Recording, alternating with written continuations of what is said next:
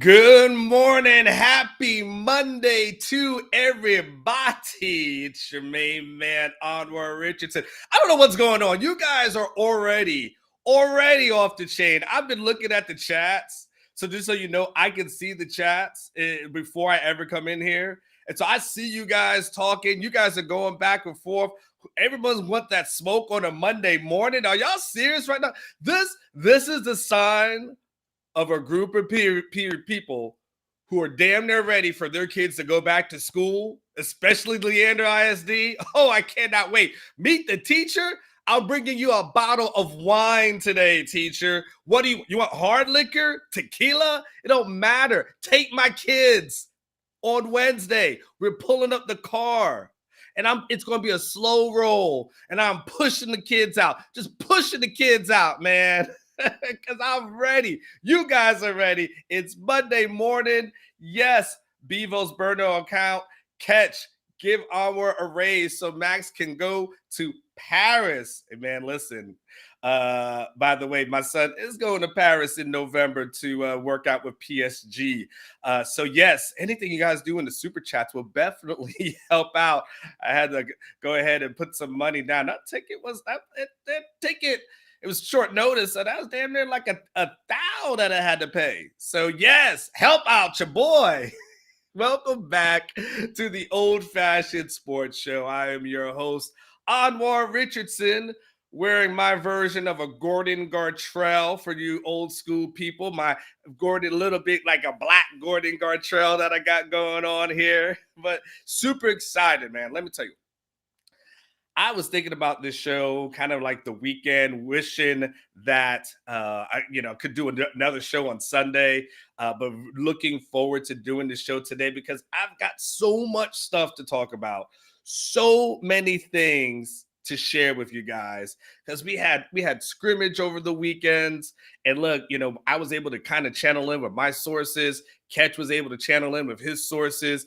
I'm going to break down a lot of the things that happened in the scrimmage over this past weekend. So you don't want to go anywhere as far as that is concerned. At the 9 o'clock hour, we will have Overreaction Monday. That's going to be Ketch and I for 1 hour, unfiltered, no breaks, just talking straight Texas Longhorn football. It's going to be a fantastic show, man. I got so many things that I want to get to, and I'm super excited. So thank you. While you guys are pouring in and getting in here and piling in, do me a favor. Just hit like. Now, listen, if you're in the car, don't do that. Like, don't do that if you're in the car. But because you ain't going to like those results. But if you are in the car, go ahead and not in the car. My God, I just messed up myself. And yes, too, bro, the Gordon Gartrell, that episode was fine. You got to be older to even get this. Blake has no clue what I'm talking about. Like, he has zero clue. I can see him in the background. He has zero clue. It's a Cosby Show reference. He barely knows who Bill Cosby is. He knows who he is. He may have seen it on Nick at Night, something to that effect. But he's unfamiliar for all that. But there was an episode of a Gordon Gartrell. I'll send it to Blake as it there. So we'll have myself. We'll have Geoff Ketchum. Hit like. That's what I was going to say. Make sure you hit like. If you haven't subscribed to the channel, please do, because that's kind of awesome if you do that. But pound that like thing, especially when you get in the office. And one other thing, one last thing I'm going to ask you to do. Won't cost you a thing. For all you people out there that you got friends that you're all Longhorn fans, all you guys are in group chats. I get them. I'm in group chats and things to that effect. Share it. Just share it. Just like, hey, this thing is going on. It's right now. Like, you might want to check it out. Like, I think you're going to like it. And listen, within 5 minutes, they're going to tell you, man, I really enjoyed the show. They're going to say, man, don't ever send me some stupid ass link like that again. And that's okay. But hopefully that won't happen. Hopefully the latter won't happen. Hopefully the good stuff happens. And we'll keep it going from there. I like Catch is going crazy in the chat. This is awesome. All right, listen, let's get the party started. This show, especially the first part of the show, is brought to you by my main man, Eric Sells Homes, DFW. Listen, if you are looking for a home in the DFW area, you have to look no further. Maybe you didn't buy a home during the summertime. You're thinking to yourself, you know what? I'm kind of regretting that decision. Yeah, because it was too hot. You didn't want to go outside. It was too hot. But it's going to get cooler sooner, eventually, I hope. Good Lord. Hit up Eric Sales Homes, DFW. He's the man with the master plan. When you want to buy a home, you want to sell a home, he's got you covered, right? This is my guy. He's a Longhorn fan. I keep telling you, he's predicting 12-0. You should support him for no other reason than his hope and his optimism. So that's what is going on. And then Ketch says, why is nobody ever talking about trying to get me a raise? Because nobody talks about getting the boss a raise. Ketch, you think anyone woke up this morning talking about, man, you know what? I think Elon Musk needs a little bit more money today. Like, that doesn't happen. That doesn't happen. No. That's just how it is. Like, why does it, Ketch, why do people ask you about your kids, but not you? Because that's just how it happens. I'm a parent. No one asks about me, how I'm doing. They ask about my kids. So stop hating. Kids got to go to Paris. You should enjoy this. All right, my opening drive. I want to get into this topic because I was thinking about this. Obviously football is back. Some of you guys were probably watching football over the weekend, preseason football. That thing kind of was going down for all you degenerates out there who were watching preseason football. That was back over this past weekend. Fantasy football is back, right? You guys are you can't be doing your fantasy drafts this early, but I'm in one of my leagues that I'm a run. I'm a commissioner. We already had our lottery, and then we've got our draft date set. Ketch, you want to do something this morning? Set a draft date, but we got to set. Draft dates have already been set, and so you guys are doing your mock drafts, and that stuff has kind of been cool for the 5 people who care. Football. The other one, the international version, was back. Premier League soccer. And I won't bore all 5 people who care about that, but that thing got started over the weekend. And football scrimmages was back as well, especially over at the University of Texas. It's the University of Texas, Steve Sarkisian and company. They had their first scrimmage this past Saturday. And it was kind of the thing that everyone was talking about over the weekend, whether it was on Twitter, of course, here on our YouTube channel. Ketch and I went ahead and broke down everything. And I talked about some of the things that I was able to kind of obtain from my sources.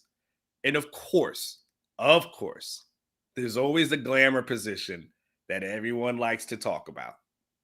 And we know what that is. It is the quarterback. Hi, Adrian. Just a simple hi by Adrian Carter, and it caught my attention. So hi to you as well.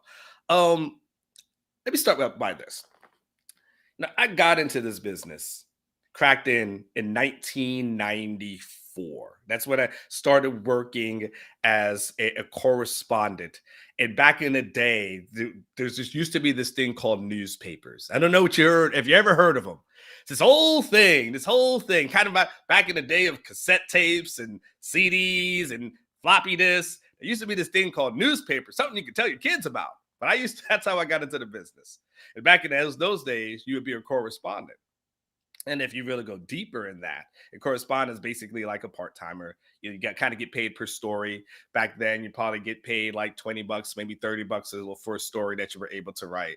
And back then, they used to have these things called bureaus, which was basically kind of a satellite office for the newspaper. So you would have your base, which would be in the main city, and then you would have these bureaus that you would go to the outer skirts of the city. And a lot of the newspapers tried to cover a lot of territory in that way. So when I lived in Tampa, didn't work in Tampa, I worked out in a bureau out in Polk County. And I got a chance, and then really that's kind of my start in this business, was working out in there in Lakeland, Bartow, Frostproof, Winter Haven, Haines City, Lake Wales, those cities, covering those small cities. And at that time, usually what would happen, to give you a lay of the land, the high school riders who were the full-timers and the ones that were higher up on the pecking order, they got to work downtown. Like, that's you got to work downtown. So you got to cover, those things there. And then you were kind of in the outskirts where you're like, back then, I'm not going to lie, I used to have to call in my stories by dictating them over the phone from a payphone. Literally, I would have to call an 800 number, and like you see how the movies, like, hey Johnny, did this thing happen? Da, da, da, da, da. Like, well, look, extra paragraph. Like, that's I didn't have that voice, but I would literally have to just call in my stories. Okay, and my first kind of major athlete that I ever covered was a guy by the name of Travis Henry. Now, if you don't, you may or may not remember him, may predate some of you. Blake might predate you just a little bit, but Travis Henry was an amazing running back in Frostproof, Florida. His senior year in Frostproof, he ran for over 4,000 yards in one season. 4,000 yards. It was 4,080 something. Led his team as a small thing. He played running back. He also played, a defensive tackle. Yeah, Mark said it for Morris Code. That's hilarious. He played both sides of the ball, right? And that's kind of how I got into it. So I started because he kind of blew up. Because he kind of blew up the way that he did, right? It kind of gave me the opportunity to kind of my work to get seen and my work to get noticed by those who work downtown, and then from like a bigger scale. Now Travis goes on to University of Tennessee. He ends up being a draft pick by, I want to say it was the Buffalo Bills. I want to say it was like the second round of the Buffalo Bills. I knew the family, became a part of the kind of their family. And, I was young. I was super young at that point. And so, I was there on draft day. So we're clear. There is no like Travis Henry / Johnny Manziel story. So this is not going to be like Billy Lucci talking about Johnny, right? We weren't that close, okay? We were boys like that. Like, I wasn't hanging and partying with him or anything to that. I'm just saying I knew the family. Like, if there's a documentary, like the documentary I'll be in, it'll be way different than Billy's role in that documentary. And by the way, love you, Billy. You know I love you. I'm just messing with you. But then eventually, I got hired on full time. And eventually I got moved down that's right, Chris. He did play with Vince Young in Tennessee. Yes, he did play. I remember him being Buffalo at one point. He ended up getting a whole bunch of trouble. I think he got into a bunch of trouble when it's all said and done. I think he had like sex with a minor or something like that at one point. I believe so, allegedly. I don't know. But I think he got in trouble for something allegedly. And then eventually he started trying to sell drugs. Became an old dope boy. So that didn't work out well for him. He got arrested, had to serve some jail time. I have no clue what he's doing right this moment. Eventually, I got moved into Hillsborough County, the Tampa Bay area. And this is when I started realizing the power of the quarterback. This is when this whole thing started to kind of unfold for me. And I covered a kid by the name of Steven Garcia. Steven Garcia ends up being one of our best players there in Hillsborough. Hillsborough goes to a school named Jefferson High School. And at that time, I convinced my editors to do something that hadn't been done from a newspaper standpoint. And what we do now when it comes to guys announcing wasn't done when Steven Garcia was a high school senior. And I convinced them, because we had this partnership with an online company and also with Channel 8, which was the NBC affiliate. I convinced them to do a live feed of his announcement. When he decided he's going to announce what school he's going to go to, we were going to do a live feed. And guys, you got to look up Steven Garcia. It's Stephen. So Steven like that, Garcia. I don't remember what year his senior year was, and nonetheless, I convinced him to do that. And what ended up happening was we got so many hits on that feed. So many people they could not believe it. It wasn't necessarily because Steven was good. He was great in high school, by the way. Ends up committing to South Carolina. And then he gets in trouble, by the way. I guess every kid I covered got in trouble. But I literally, like a couple of weeks in the campus, he had some like drinking issue, something like that. He got in trouble. Then it ended up being another drinking issue. Did not party with him. And eventually this whole South Carolina thing just kind of goes away. But Steven he's a friend of mine. Again, not in the Billy Lucci way, just in a friend way. I could be friends with these guys at our party. But yes, Billy's like, I am catching strays by Anwar this morning, man. Billy's like, damn, they're gonna be going crazy on Texas this morning. But nonetheless, the quarterback ends up being the thing. And I realized at that moment, especially for my writing career, that no matter what I do, the quarterback will always be the thing that moved the needle. Okay. I had covered a kid by the name of Robert Marv that was down there. He ends up going to Purdue. I think he ends up getting in trouble. This is a really depressing Monday. Goodness gracious. I covered a lot of kids who got in trouble. Lord have mercy. Ah, damn, I'm going down memory lane. I'm like, oh man. Oh man. But I ended up covering that when I was when I covered the Tampa Bay Buccaneers. I covered them for a number of years. Covered when Sean King was the quarterback that was there. He didn't get into trouble, but eventually he did get benched. But Sean King ends up being he and I end up being good friends. He's actually the godfather of my oldest son, Maximus. Which I wish he would actually go by Maximus, but he goes by Max, the dog's name. We'll do that for another day. But I covered Brad Johnson. I covered Brian Greasy when he was there in Tampa. I'm just going to go through the guy. I covered Chris Sims in Tampa. I was there for Chris Sims. He didn't party, but he nearly died in a football game. Oh my God. Woo, boy, I am the kiss of death, ain't I?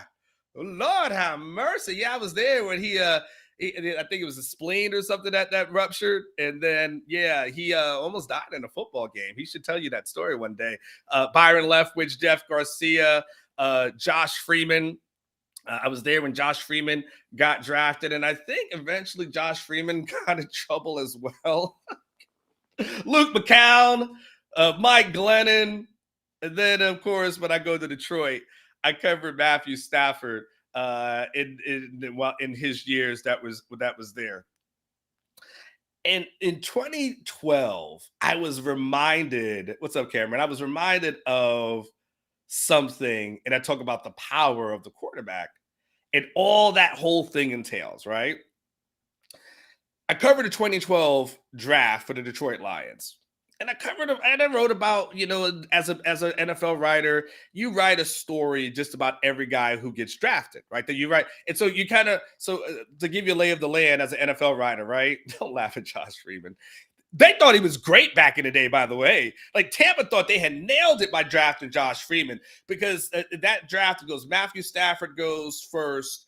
Mark Sanchez goes to the Jets, and Tampa picks up Josh Freeman. And so Tampa at that time thought they nailed it with Josh Freeman. They thought to themselves, man, they thought they had their guy. And for about a season, they thought they were kind of right. And then they were wrong. But anyway, in 2012, here I am. I'm in Detroit, right? I'm covering the draft. And so the lay of the land goes like this.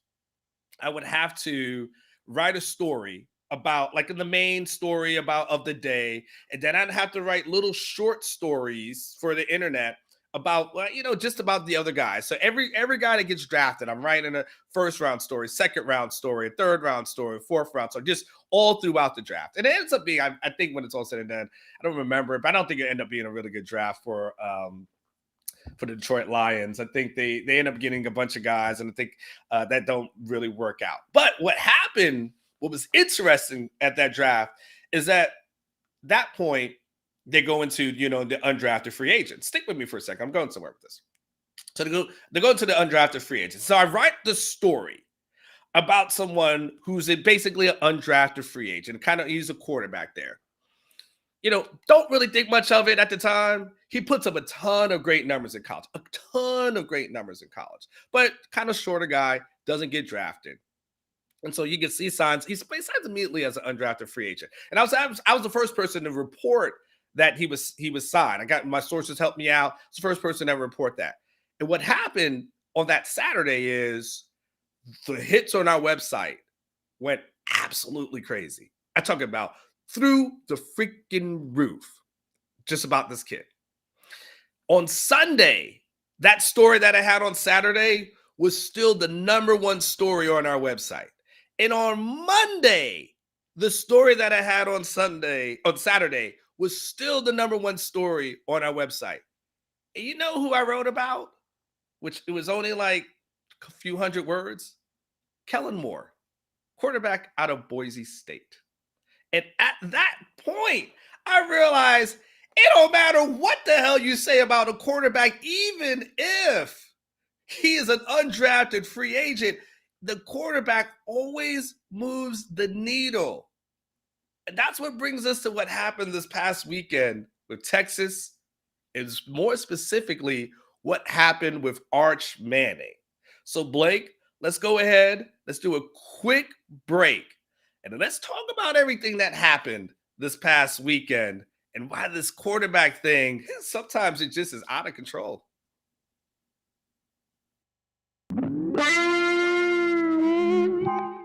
This Orangebloods recruiting flashback takes a look at a player that was the first commitment of the TCU class of 2020 and became the last signee of the Texas 2020 recruiting class, with a little stopover in Waco in between. That's right, Texas senior defensive back Jahdae Barron had one hell of a recruitment before eventually developing into one of the most important remaining players from a somewhat disastrous 2020 recruiting class. For those that might not remember, Barron finished as a mid 3-star prospect in the Rivals.com rankings while finishing 79th in the state and 72nd in the country as a cornerback.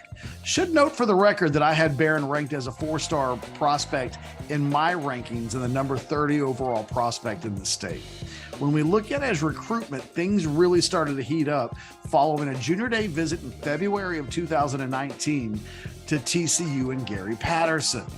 After visiting on the junior day in February, Barron committed just a couple of weeks later, citing that Patterson's track record of developing players was a big reason for his decision. Yet a little more than a month later, Barron backed out of his commitment to Patterson, primarily because his offer list started to take off shortly after his commitment, with the likes of Oklahoma State, Tennessee, and Arizona jumping into the mix. Before his decommitment, he actually took an unofficial visit to the 40 acres, although the Longhorns didn't offer. Fast forward to June 22nd, and Barron announced his commitment to Baylor. From that moment on, all the way through the rest of signing day, Barron was solid as a rock to the Bears, even in the aftermath of the departure of Baylor head coach Matt Rule. Things changed for Barron in April as he asked for Baylor to release him from his national letter of intent. Quote, "Thank you to the Baylor Nation for embracing me," he said on Twitter. "Today, I requested an official release from my NLI to Baylor and will begin looking for a new school to pursue my athletic dreams and career goals." 8 days later, Barron committed to Tom Herman's Texas Longhorns. Flipping Barron was a huge win for defensive backs coach Jay Valai, who had only been in Austin for a few months when he landed Barron. Barron was the 20th and final signee to a 2020 recruiting class that finished 16th in the nation. While Bijan Robinson is famously remembered as the headliner of the class, Barron was one of the 3 lowest rated prospects in the entire group, according to Rivals.com. Of the 2 players ranked lower than Barron, one of them was none other than All-America linebacker Jalen Ford.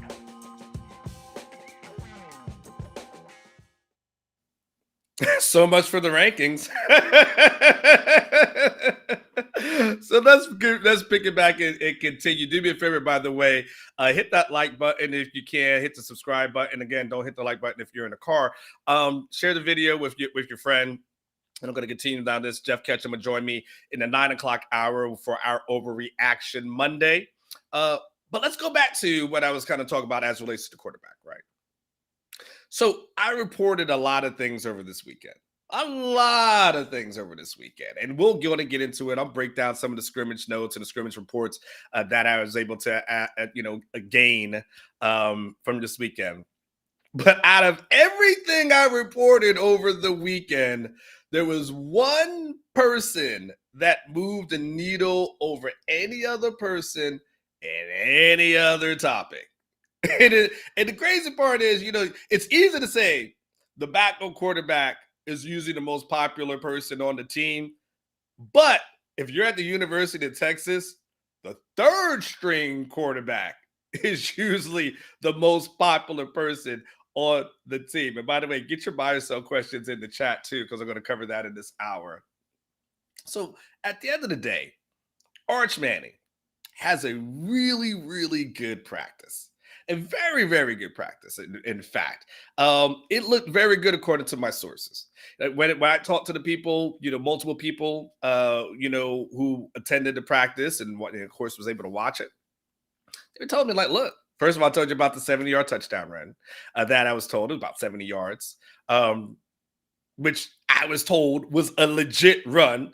People said, I can't believe that he was actually that fast. Like that there was some doubt about that. And it's like, well, actually, no, he is kind of fast. Like he is. You don't play basketball and you don't have some sort of speed. Like you've got to be able to have some breakaway speed when you play the sport, right? And so that you've got to have some wheels. And so Arch Manning, he's not known as a runner, but when the play broke down, he was able to go and make that thing happen. It scores on a touchdown. By the way, some haters over the weekend are like, well, he's not going to get hit. Like, people don't understand, like in a football practice, if you can't hit a quarterback, when you two-hand touch them, they're down and you stop the play. So he clearly was able to make that nice run and clearly was able to score. But also within that, he was extremely accurate. Very accurate with his throws. Now, here's the caveat. Sure. So against third string guys. So how do you know? Like, how do you know what that really translates? You still got to do it against a first string defense. You still got to be able to do it, with first string offense, like all these kind of things. But you got to start on third string before you get on the second string, and you got to start on second string before you get to the first string, right? So I don't knock anything. To me, it's all about dominating where you are. Like, that's the most important thing. I don't care where you are. You just dominate in that place. And then when you dominate it in that place, then that's the way you get moved up. And that's the way you get everyone's attention. But it really sets up something that I think is going to be interesting. And not only for this season, but almost for 2024. Because I'm going to have a very early overreaction that Will Ketch and I will talk about a little bit later. But this season becomes really, really interesting, right? Because there's going to be some jockeying, positioning to see who becomes the backup quarterback. By the way, Quinn Ewers had a good practice as well, but there were a lot of things that were going on that were kind of outside of his control, and we'll get into that one as well. And I'll tell you about how Quinn performed. But I want to stay here because on the heels of me telling you about Kellen Moore, I feel like it's important to have the Arch conversation to start off the show. It's going to be interesting because they've got to figure out who obviously is going to be that backup guy, right? I mean, that's going to be important because who's number two, he's got to really massage the person who's going to be number three. And Malik Murphy didn't have the best scrimmage this past Saturday. That's just a fact that just happened. He throws a pick six. Some of the passes were off. Okay, looks physically impressive, but they got to see when the bullets fly. So Arch ends up having a really good day. And Arch has such a good day that the third string quarterback ends up being the national story out of Texas over the weekend. That ends up being what everyone outside of Austin, who are not the diehards like you guys are and ladies are, but ends up being the thing that people, are aggregating and talking about. When I say aggregate, it's the websites that don't necessarily go out and cover something per se, but they write about what other people write about. It's an amazing job, by the way. But nonetheless, I did some of that at Yahoo, so it's not the worst thing in the world. And so that ends up being the thing. So if you're looking for an overreaction for me on this Monday, before I even start Overreaction Monday at 9:00, Steve Sarkisian is going to have to make sure one of these backup quarterbacks is ready to be the starter in 2024. Like that, and and I know you would say, well, Anwar, of course, that makes all the sense in the world. Like, yeah, he's got to have a quarterback ready. Like, duh, what are you saying? This makes no. You're stating the obvious, Captain Obvious here. But here's the deal: he's got to have one person certified, bona fide, ready to go, just in case somebody says, you know what, I'm out. Because in the ideal world, guys, you have both quarterbacks stay and battle it out all of 2024, all throughout the training camp, all throughout spring, and then someone's named the starter, and you kind of hit the road from there. But in the world of the transfer portal, kids only battle for so long before they decide to leave. Like, kids don't never say there's very few Roshan Johnsons of the world. And there's many more others who bolt after year one or year two. Roschon Johnson is a dinosaur. Like he's old school in that realm, right? And but you can't bank on having people like that at all times, because the majority of people look what will happen after this season. And again, I have nothing to prove it. I'm not reporting this at this moment. This is my opinion. Look at that running back room. You think all of them are going to stay next year?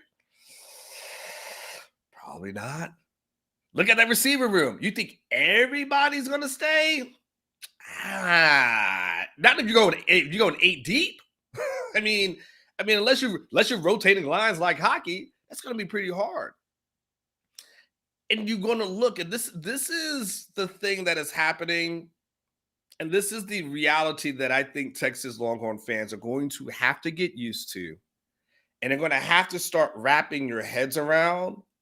And you're just going to have to accept what reality looks like going forward. Steve Sarkisian has done a very, very, very good job of stacking talent. It's undeniable. We've seen what he's done over the past couple of recruiting classes. We've been able to see what he's doing now, obviously just getting Colin Simmons, right?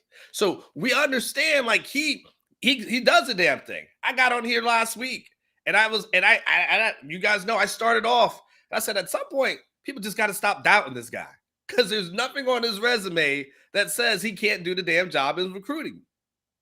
But what happens when you recruit like this, and you recruit at an elite level, and you stack talents in the rooms, in all your rooms, offensive line, running back, receivers, we're seeing it in tight end room where we're seeing the freshmen pushing, defensive line, linebackers, all the linebackers they decide, all the DBs that they have. At some point, people are going to get uncomfortable. And in the era of the transfer portal, at some point, people are going to leave. And you have to get comfortable with that. You have to get comfortable with the reality of knowing if you want to be a big-time program, well, this is what happens at big-time programs. If you want to have the talent like Georgia and Alabama, and you want to have the Ohio State kind of programs, then you've got to get used to knowing that people are just going to leave at some point. And listen, again, I'm not reporting anything. I'm not reporting that Malik is leaving. I'm not reporting that Arts is leaving. But let's just use logic. I mean, let's not play dumb, and let's just act like everyone's here just for the love of the university, and they just love. And these guys didn't necessarily grow up Texas fans. Malik is from California. Arts is from Louisiana. So they didn't grow up as Texas fans. They're here. They're part of it, and they love their university. But you've got to get used to this, especially when you start talking about the quarterback room, right? And this is what it looks like. And these are the uncomfortable conversations that we have.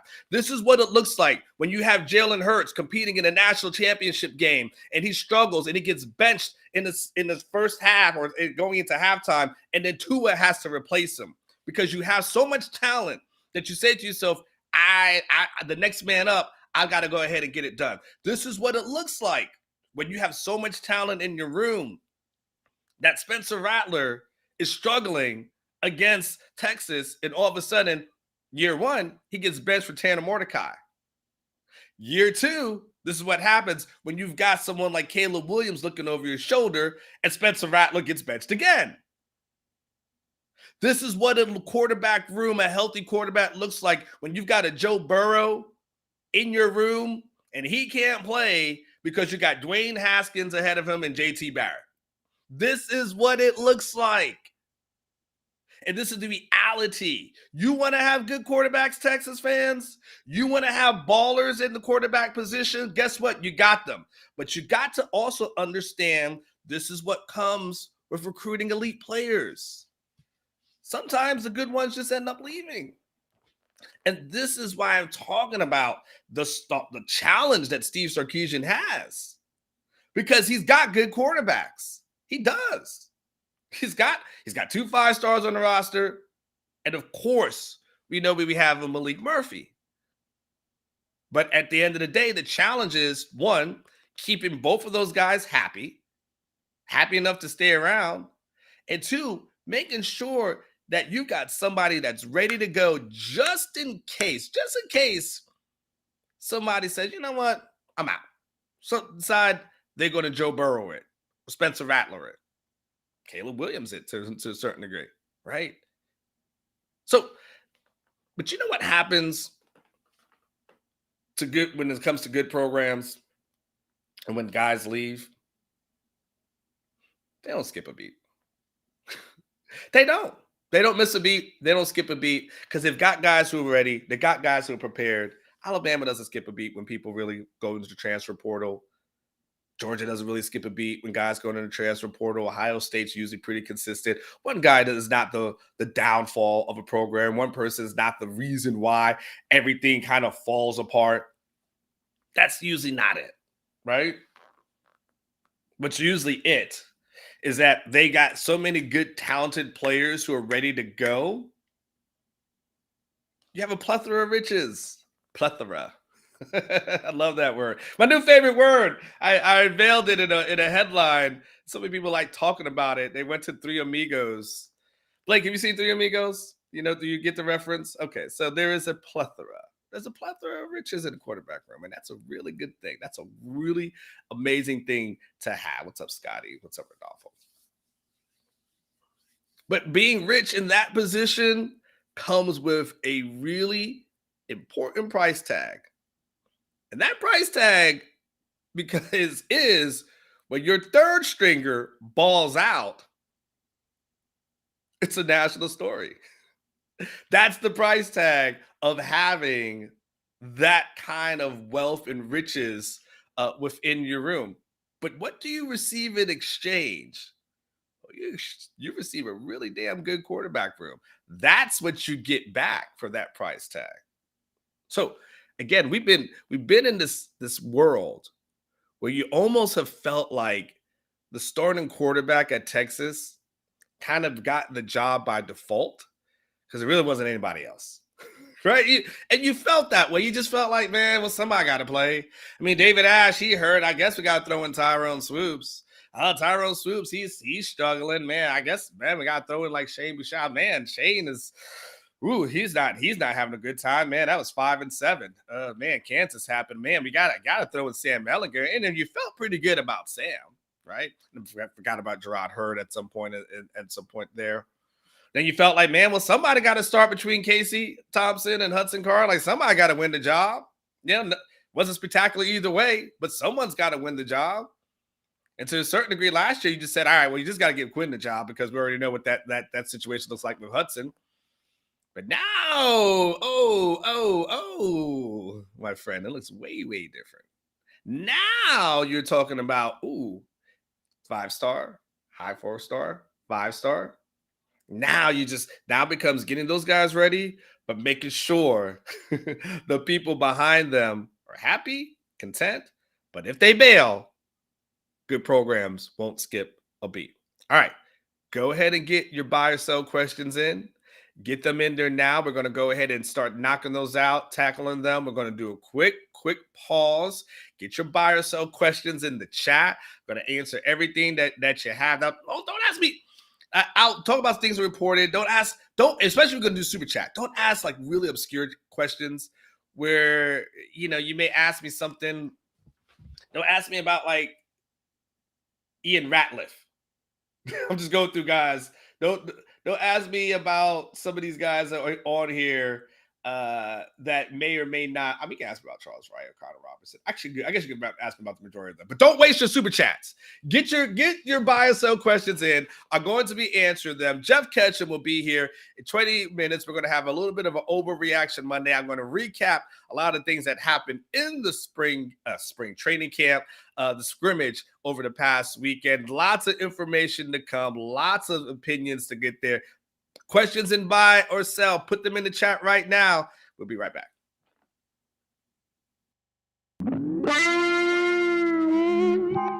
This Orangebloods recruiting flashback takes a look back at the single lowest rated recruit of the 2020 recruiting class and one of the 5 lowest rated position players that the Longhorns have signed in the last 5 recruiting cycles. That's right, I'm talking about senior All-American linebacker Jalen Ford, a lowly 3-star prospect who ranked as the number 127th ranked player in the state of Texas per Rivals.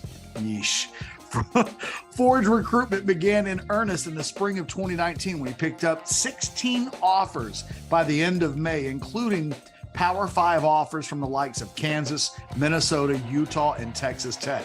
Still, the recruiting services paid him no attention. After taking unofficial visits to Oklahoma, Oklahoma State, and Hawaii, Ford took his first official visit to Texas Tech in late May. Quote, "This is my only official visit for the summer," Ford said at the time. "I'm looking to visit Washington State and Utah early in the season, so maybe I'll be ready around September, then make a decision and announce my commitment shortly after that."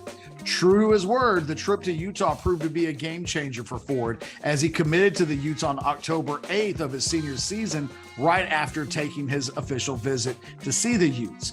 Very quietly, though, the Longhorns became involved in his recruitment a month later. After Texas assistant coach Tim Beck visited Ford at his high school, Tom Herman called him a week later to offer a scholarship. Ford did a good job of keeping the news of Texas's interest under wraps. In fact, in early December, Ford told Orangebloods that he hadn't even been talking to the Texas staff. At the time, Lone Star was alive in the Texas State playoffs, and Ford said he wanted to remain focused on his team's playoff run. Once Lone Star season came to an end on December 14th, Ford began to focus on his upcoming decision, and he finalized the decision to commit to Texas a week later. "It was really right before I was going to sign," Ford said. "At that point, football is over. I finally had some time to sit down and think. The day I didn't sign, the first day of signing day, I had to call Utah and Texas. It was a little bit chaotic." On December 23rd of 2019, Ford committed to the Longhorns, and the rest is Texas football history.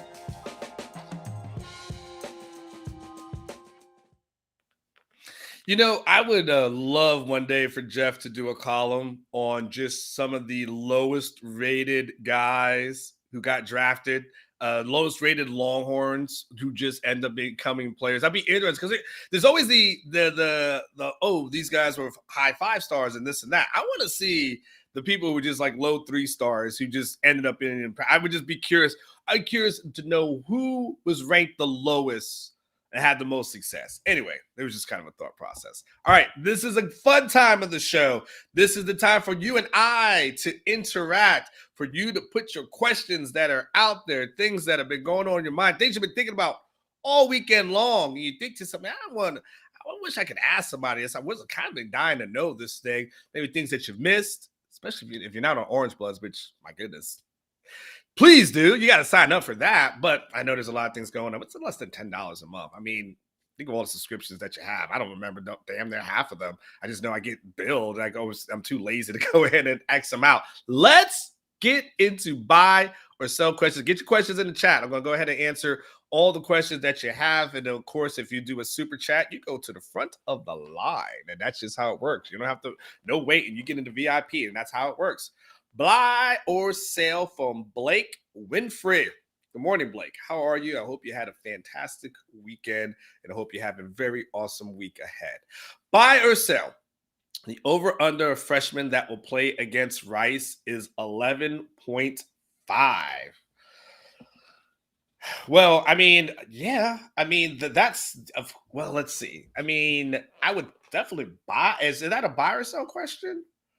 If I'm buying the line, sure. But yeah, I think the majority of freshmen are probably going to play. Let me just kind of see if I can go through my list here of the people in the 2024 class. And we'll talk this thing out real quick. 2023 class, I apologize.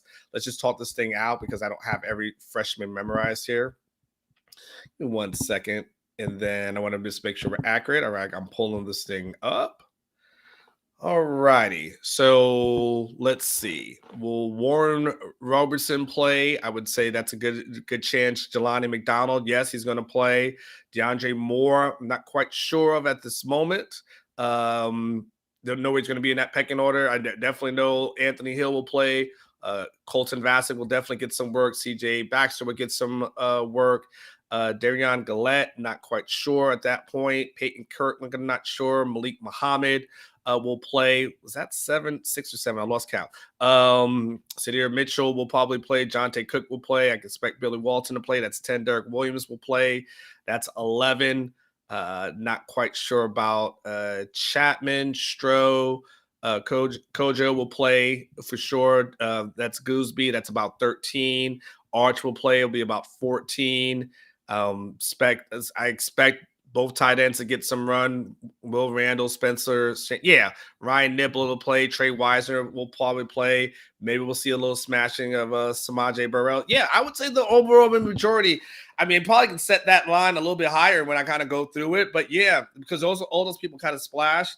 You got to expect that Texas is up big on Rice going into halftime, and then by around that second quarter, it's third quarter, second half, you expect to see a little bit more people in. And then really by the fourth quarter, if in an ideal world, it's almost like a preseason game where you just got a lot of those freshmen in. You've got a game to burn, so let them get out there. So how many snaps they get, now that we won't know, but will guys get on the field for a few snaps, or will there be a rotation in? Like, absolutely. So, yeah, I'll buy that, Blake. Appreciate the question. I think Blake made that the first question on purpose because they were kindred spirits. He one Blake to another. I think so. There's no Anwars out there, though. But that it's such stuff having a name like Anwar. Like, go to like Disney World and stuff, or any of these like amusement parks. Like you go to that place where they have like a little license place with your name on it. And they're like, oh, there's Christopher. Like, oh, there's Aaron. There's Blake. Like, there's Jeff, but probably not our Jeff, right? And you got all these names. And as a kid, I always knew that my name wouldn't be there, but I sure would go down that damn list. And I just like, is there? There's no honors. It sucked. It sucked. All right, Luke 222. Buy or sell. If healthy all year, AD has the best wide receiver stats of the team at the end of the year. I'll sell on that one. I'll sell on that because I think Xavier Worthy's the guy to me. If he stays healthy all year, I think Xavier's the guy who top of feels my pain. I think Xavier's the guy that probably leads the team in all categories. Like when it's all said and done, like I expect him to have that kind of, I won't say a breakout season, but you expect Xavier to go over 1,000 yards. You expect him, of course, to be in double digits in the touchdown realm, and of course, lead the team in reception. So I don't think so. That doesn't mean that I don't think AD is going to have a good year. But, the guy for me going into the season is Xavier Worthy. I think AD will be a complimentary person, a complimentary piece. Could he get over 1,000? Maybe. I mean, that's a hell of a year for Quinn. Like if he's got two guys that are over 1,000, he's over 4,000 yards from a throwing standpoint, probably pretty easily. So I'm going to sell on that one only just because I'm buying all of the Xavier Worthy stock that I can. James McDaniel, good morning to you, James. Good to see you. Hope you had a fantastic weekend as well. Buy or sell? You will jump on that 12-0 Texas. That's 12-0 season if Texas beats Bama.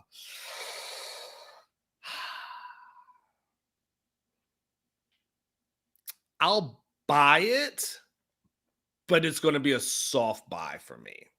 I won't be as crazy as you guys are as far as that is concerned. I will say the thing I'll come on that Monday, on that victory Monday, which, if Texas has to beat Bama, then we'll probably just go ahead and we'll do Mimosa Monday and we'll just get lit. And I just won't even worry about going to Sarkeesian. We'll just sit here, and by like the last hour of the show, I'll just be passed out and you guys can just watch me snore. But no, here's my caveat to that question, or my trouble with that question, James, is we would have to see Texas beat the teams on their schedule that sometimes just for some reason trips them up. I know Texas can get up for the big game. I'm not worried about that. I know we've seen them get up for Bama.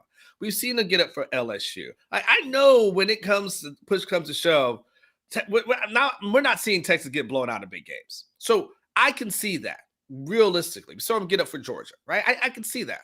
But the problem is when you get into the conference, what happens with the Baylors of the world, right? What happens with TCUs of the world? Like, what happens to these programs that just give Texas fits? And so to now go 12-0, that makes it a little bit of tough for me. So actually, you know what, James, and on hindsight as I'm talking, I'm going to sell on it just because I think it'll be a great moment. But Texas is still going to have to get through the Big 12. And it's got to get through BYU for God's sake. Like, they got 25-year-old men on that darn team. Like, you know, so I'm Texas Techs of the world, the TCUs of the world, like all these programs that give Texas fits. Like, no. Now, I'm probably everything about me is probably going to still say 10-2 at this moment. I'm probably going to stick with that. But it's a good question. I talked myself out of it the more I talked, though, James. C. Jones. Is this Christian Jones? Buy or sell? 2 running backs have 1,000 all-purpose yards this season. So I'm going to sell on that one, Christian. And here's why. The reason I'm going to sell on that, and I hear what you're saying. Like I get 500 rushing, 500 receiving. Like I get that. I can do the math. 600, 400. I can do the math. The issue for me within that equation is I expect whoever the starting running back is to get the lion's share. That's just a Steve Sarkisian thing. That's just what Steve Sarkisian does. He has running backs, and those running backs, he's not a let's split carries 50-50 kind of guy. He's like, that's my bell cow. That's the person that I ride, and then the other person will get in. So now to make that math work, and it'd require for me the number 2 person, it probably is going to be around that 500 range for me. Like, that's the number 2 person. Now you're talking about 500 receiving yards. I'm not quite sure I'm ready to say like one of these running backs takes away from the AD Mitchell, Jatavian Sanders, Xavier Worthy, Jonte Cook. Like that's where that line share, if there's a pie, is going to those in the receiving realm and not necessarily the running back. So I'm going to sell on that just because it's going to be one person. It's going to get the majority of the work. And then I'm not quite sure. I can't do the math to make that other portion work. But it's a darn good question, C. Jones. Darn good question. Chad King. That's a good last name. And I bet you Chad, when he went to Disney World, I bet you they had a license plate for him. They had one for me, Chad. I can tell you that much. Everywhere you went, Busch Gardens, anywhere, like you had yours. So anyway, nonetheless, as I'm hating, buy or sell. DJ Campbell will start in every game this season. Buy. I will buy on that one. Staying healthy, knocking on wood. DJ Campbell is a person that is, for all accounts, people I talked to over the weekend, he's moved into that starting right guard position. He's bounced around a little bit on the line yesterday or Saturday, I guess. But DJ Campbell is definitely trending in that direction to be a starter. You start in the scrimmage, you start in the first scrimmage, that says a lot. And so there's only 2 of them. So you start in the first scrimmage, starts in the second one more than likely, but it seems like he moved in that starting role and kind of got settled in last week. And so that continued over the weekend. So yeah, I think DJ Campbell is that guy until, proven otherwise. He moves into that run where Ketch will start talking to you about 5 stars and the importance of 5 stars and how most 5 stars kind of start to play by their second year. I think we're going to see that with DJ Campbell. Good question though, Chad. Good question. Thanks for asking. Ooh, boy, oh boy. I'm not quite sure. I don't know if there's a name or McCard 666. So, or my card 66 or McCard 66. It seems like it's more of a shortening than anything than a name. So unless I'm wrong and I just can't see with my glasses, and I apologize if I'm butchering your name. Buy or sell. With a 14-team Big 12, Texas has to go 9-0 in conference to avoid any weird tiebreakers.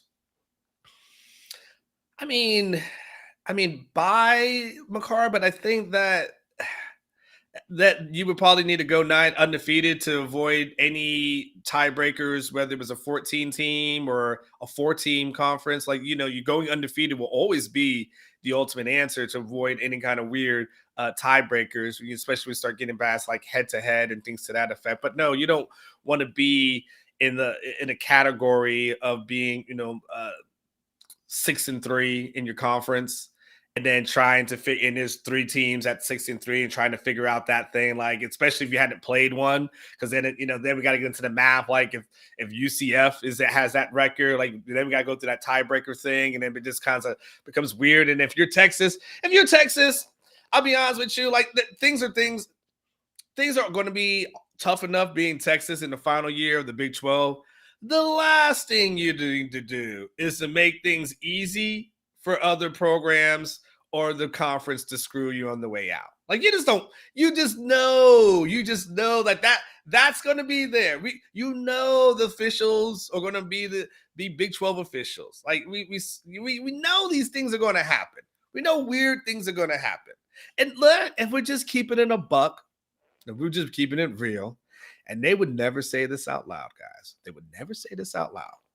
But the last thing that the Big 12 wants is Texas winning the Big 12 championship in their final year.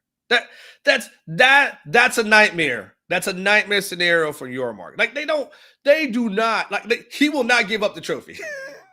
There'll be a tug of war between him and Del Conte trying to get that. They don't want that. So if you're Texas, the best thing to do is eliminate any possibility of getting screwed. And yes, going undefeated in the conference is the best way to do that. But it doesn't matter if it's a 14-team conference. You should do that at all times.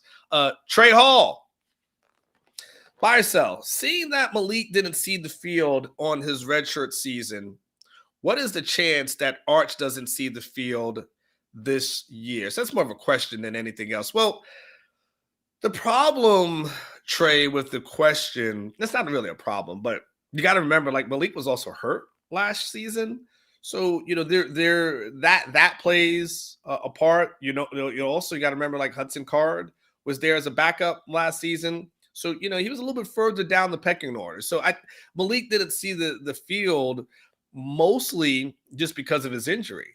That maybe do you see him in the early portions, like against a Rice or something? Probably. But that's the main reason why. So when you ask what is the chance that Arch doesn't see the field this year, I think Arch sees the field in week 1. To be honest with you. Now, there's different variations of what we're talking about when we talk about seeing the field. Like, will he get in for a few snaps in week 1? Sure. Will he probably get in for a few snaps against Wyoming? Possible, right? Rice for sure. But, Wyoming, we'll see. They probably. But past that, I'm not quite sure. I don't think he plays. If Quinn Ewers is healthy, I don't think he plays. So that's the thing. So I think you got to factor in the Malik injury into last season, and so it's not really the fairest comparison. But I think Arch plays. But overall, I think he redshirts when it's all said and done. Blake, we got some more.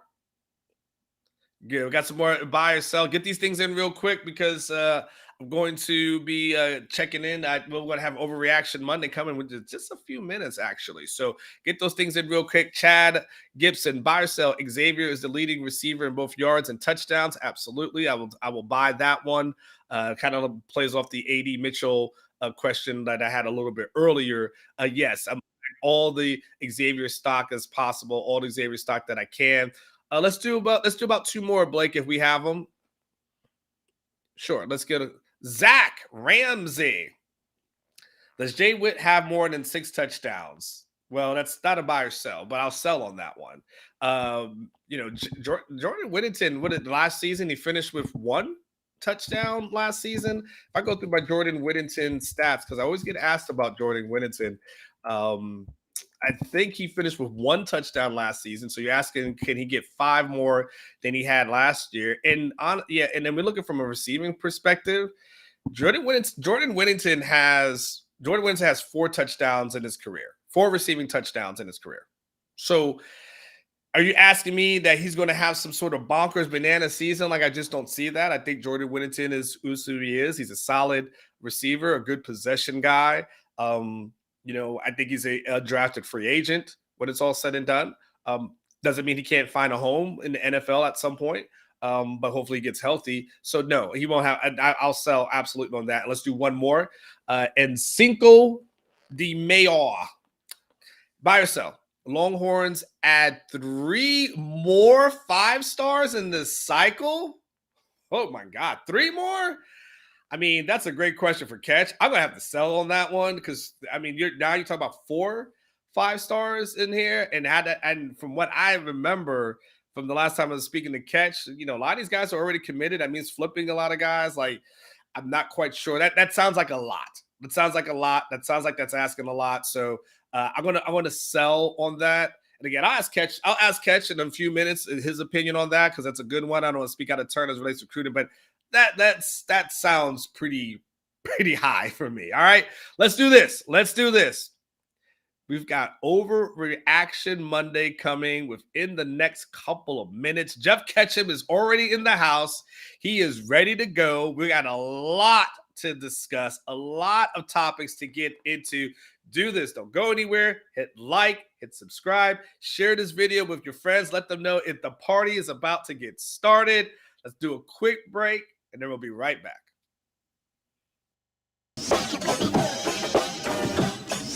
This Orangebloods recruiting flashback focuses on one of the biggest UT football stars of the last decade. Bijan Robinson was a 5-star prospect by Rivals when he signed with the Longhorns, finishing as the nation's number 18 overall prospect, the second best prospect in the state of Arizona, and the number 1 running back in the country according to Rivals.com.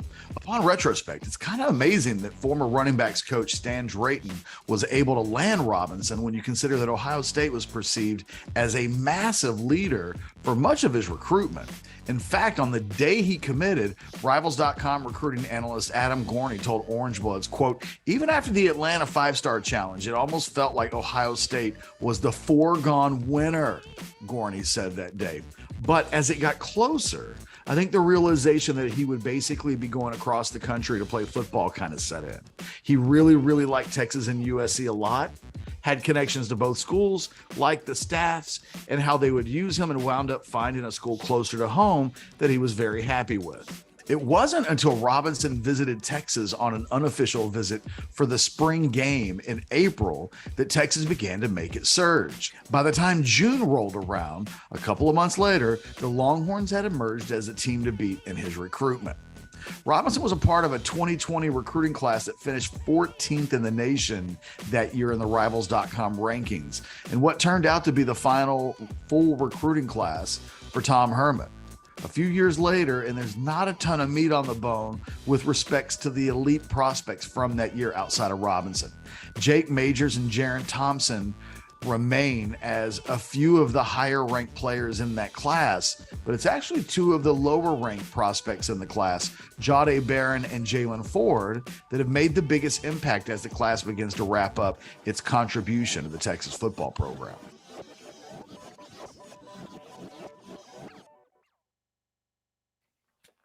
All right, let's go ahead and bring in my main man, Geoff Ketchum. I guess it's Overreaction Monday, but he also is in the Speakeasy Lounge. We kind of got both things going at the same time. So nonetheless, just because I like the Speakeasy Lounge intro, because Jeff, Blake did such a good job, I'll just play it anyway. Let's do it, Blake.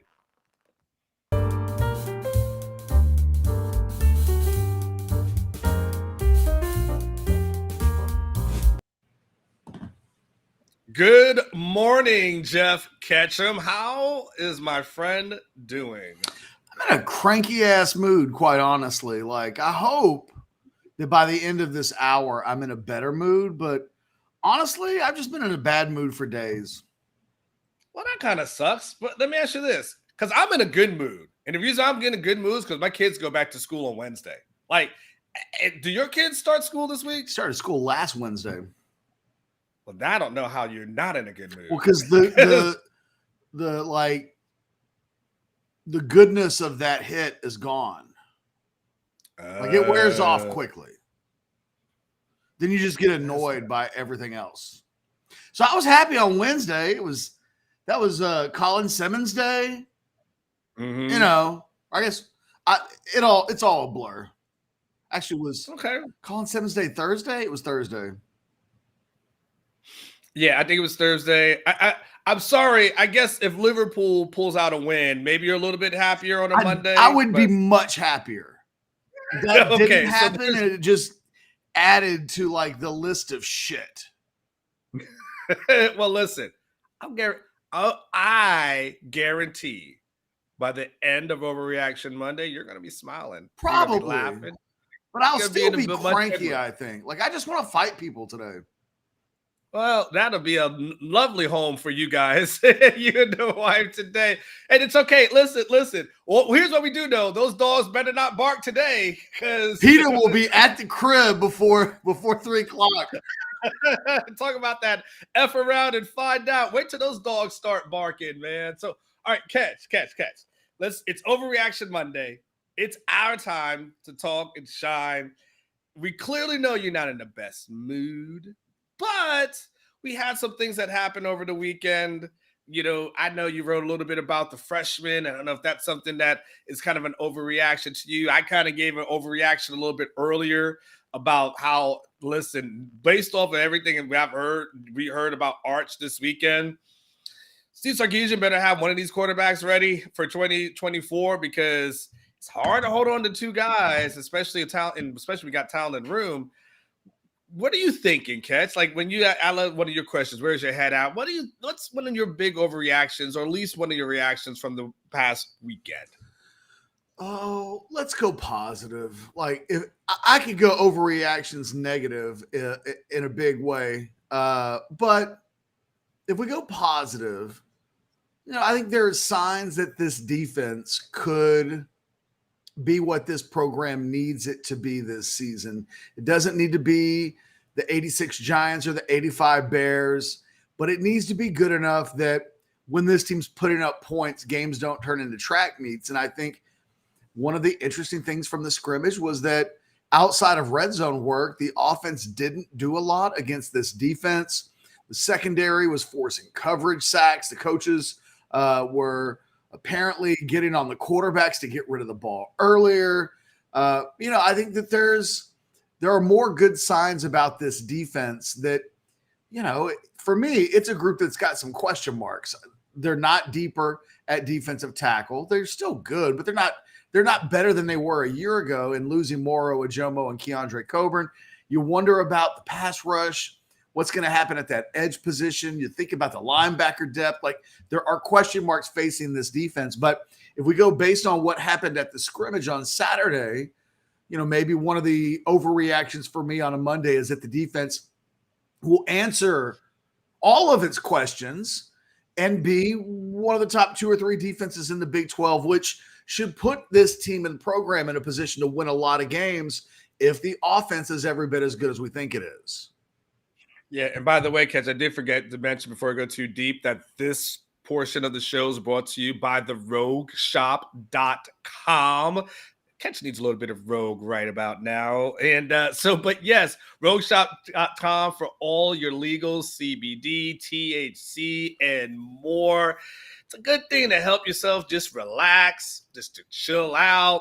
Whether you need some help sleeping, I use it just to help myself sleep. Got some pain, some aches. You need the solves. Like, they've got it all. Richard and his wife do a fantastic job. They are Longhorn people. Go ahead. If you got that QR code, you go ahead and scan that with your phone. It'll take you right to where you need to go. But Rogue Shop, that's the place. It's the place that clearly catches in right now. He's like, man, I need some Rogue product in my life. RogueShop.com. Okay, so Catch, you're absolutely correct. When I think about the defense,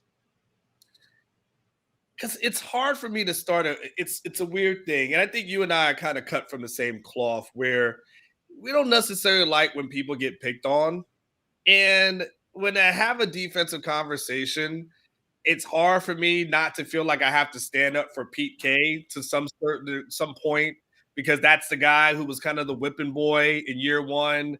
He's the guy that everyone kind of looked at and was like, yeah, but Gary Patterson's here. And he's kind of got the guys going to be getting the credit. And then just not know, but about a month or so ago, people were just like, "Oh my God, I hope Gary Patterson comes back. I hope Gary Patterson comes back." And like, God, what could we be without, where will we be without Gary Patterson? It's like, well, actually, it looks like you're going to be. It looks like not only are people signing up to play for him, but it looks like he's putting people in the positions to succeed. And sometimes people will tell you, Catch, that the defense is a little bit of ahead of the offense, at this point for scrimmages. But to be able to, when we know, like, okay, we don't have as many questions about the offense as we do the defense, and for that defense to kind of stand up, to be able to have those guys come in, get the pressure, which was a really an important thing. You said, to your point, having DBs in coverage, that are making the quarterbacks hold on to the ball a little bit longer to cause the fumbles. That's been something that they've been working on all throughout training camp, so they're able to get a couple of turnovers. Yeah, I think it's not a good day for the Texas, and the Texas defense, but I just think about Pete K, and I think to myself, you know what, it's a good day for Pete K as well. Like I said, I think he's kind of become my sympathetic figure of any of the coaches on the staff. Don't know him, don't know him. I talked to him once, twice in my lifetime, I think, at the University of Texas, because he doesn't make it, Sarkisian doesn't make guys available. But yeah, I think from a positive standpoint, really good day for that defense. I feel like people who talk about PK just don't know what they're talking about. I mean, one of the things that gets really overlooked in season 1 under PK was that the talent base wasn't great, that you had a lot of guys who were contributing now that were younger players that hadn't quite developed fully, but there weren't a lot of NFL dudes coming into the league after year 1. I think he's done a good job of adjusting on the fly, the talent base that's on hand. And then, you start to see when they bring in big time recruits. Malik Muhammad gets a pick 6 on Saturday. Anthony Hill is a guy that's drawing rave reviews early on. Like, no surprise, you get big time talent, and then suddenly inside of the defense, they start playing like big time players. I don't know that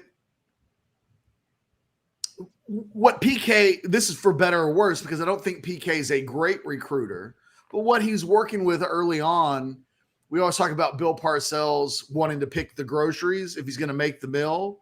I don't think in year 1, PK got to pick the groceries. He was trying to make a meal out of the groceries that Tom Herman left in the fridge. There was some expired milk in there.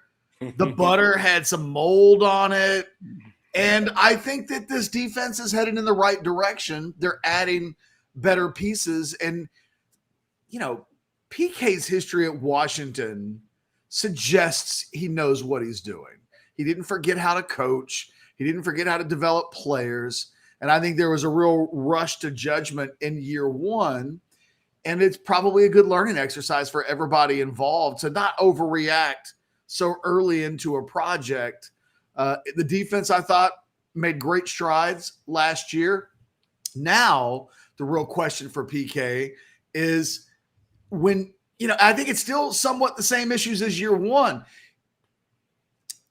If David Benz is your starting linebacker, what does that mean? And is it PK's fault if there aren't any better options at that spot? Now, I would say going into year 3, he certainly has more fingerprints on whatever this year's defense is going to be from a personnel standpoint than he did in year 1. But, if there are issues with this defense, they're still personnel related. And you could say scheme in the sense that what he wants to do, I think there are still question marks about whether or not all of the players on the field match exactly what it is that this scheme needs. But I like PK. His history as a defensive coordinator is almost as good as anybody in college football. I don't worry about PK. I worry about the talent on the field making plays. What's interesting, Catch, when you made that really awesome refrigerator analogy? What's interesting though, Catch? There are still some leftovers that are in the refrigerator. We look at this defense, and guys are going to start like Byron Murphy. When we talk about him, Tavondre Sweat, like these are guys that they inherited. Sorrell, is a guy that they inherit. Jalen Ford, like a lot of the guys who they're going to be leaning on. To his point, Benda's been around forever. Some of those guys in the defensive backfield, they're still going to be leaning, ironically, Catch, on some of those carryovers. Now, the good part, Catch, is that these guys in year 3 for a lot of them. So like this should be, even though you inherited them, they should be, at a further, ahead place. But so maybe you could say they're probably better developed. They're definitely in better shape. That's something I wrote about over the weekend. They looked the part, but it's been interesting that, to your point, kind of mixing in the old and new of like, hey, that this is what we got and this is what you inherited. But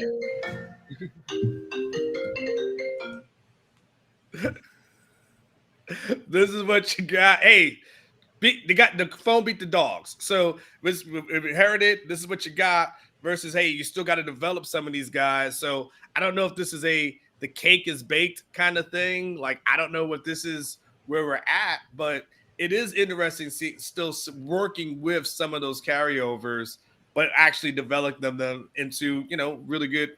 I will say elite guys, but pretty good college players at this moment. I should probably walk back my comment a little bit. I was speaking more along the lines of what was ready to go and play inside of that scheme from day one. Because the truth of the matter is, they are the biggest knock against this coaching staff early on, I think, is on the defensive side of the ball, where they have not brought in now it's changing, right? Because a lot of I mentioned Malik Muhammad, I mentioned Anthony Hill, I mentioned you haven't mentioned him yet, but you think about a guy like Derek Williams. But if we look at the last few, let's just look at the main contributing players on this team: Barron Sorrell, Devondre Sweat, Byron Murphy, Vernon Broughton, Alfred Collins, Jalen Ford, David Benda. You can go through the secondary as well, and Jahdae Barron, Jaron Thompson. I'm at 9 right now. Those are all Tom Herman recruited guys, all of them. Now, it's always you and I have laughed about this in the past, where we talk about who gets credit for. If they're terrible, it's the guy that recruited them. Yeah. If they're great, it's like, look at how good of a job I did developing them. Correct. But, one of the knocks I think about this staff is that going into year 3, not enough good players have been developed from the guys they've hand selected. They haven't really done a good job of developing defensive linemen. I can go almost like the top 5 or 6 defensive linemen are all Tom Herman guys. So they haven't done a good job of really beefing up the defensive line since Sarkisian's been here. You look at the linebackers, we know that all of those young guys are here, but it's a lot to ask true freshmen to come in and start at linebacker. Yeah. It is the responsibility of this coaching staff to have. They could have gone into the portal. There are a lot of things, other decisions they could have made that wouldn't necessarily have them depth-wise, I think, in such a pinch at the linebacker position. I think in the secondary is the one area they've been really aggressive. They have gone out and gotten Ryan Watts. They have gone out this offseason and gotten Jalen Catalon. They have gone out this offseason and got Gavin Holmes. They've been very aggressive in beefing up that area of the team. It hasn't happened, I think, in the front portion of the defense. And we've been talking about this question for a while. Why didn't they address that area more? They did go out and get Trill Carter, but I think that had a lot to do with the fact that they had one scholarship left. So they took a flyer on a guy. I don't know that, I think that they could have done something if they'd known exactly what the scholarships were going to look like. And that, because that stuff's fluid, maybe they go out a little bit earlier and go get a few. They absolutely should have beefed up their linebacker unit. They could have gone out, got a grad transfer. There are a lot of starting level linebackers that were in the portal. Maybe that improves you. Maybe that gives you the type of depth that a guy like Trill Carter gives you on the defensive line. I think, though, that what this staff's been very consistent about is that when they recruit young players, the edge position is a perfect example. They don't want older guys coming in and blocking the path of the young guys, but it means in the immediate, in the short term, you're not better off for it. Whereas in the long term, you probably are.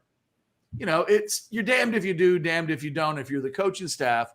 But again, I'm more optimistic about this defense. These are things that I've been saying about the defense going into the season, that there are still these question marks.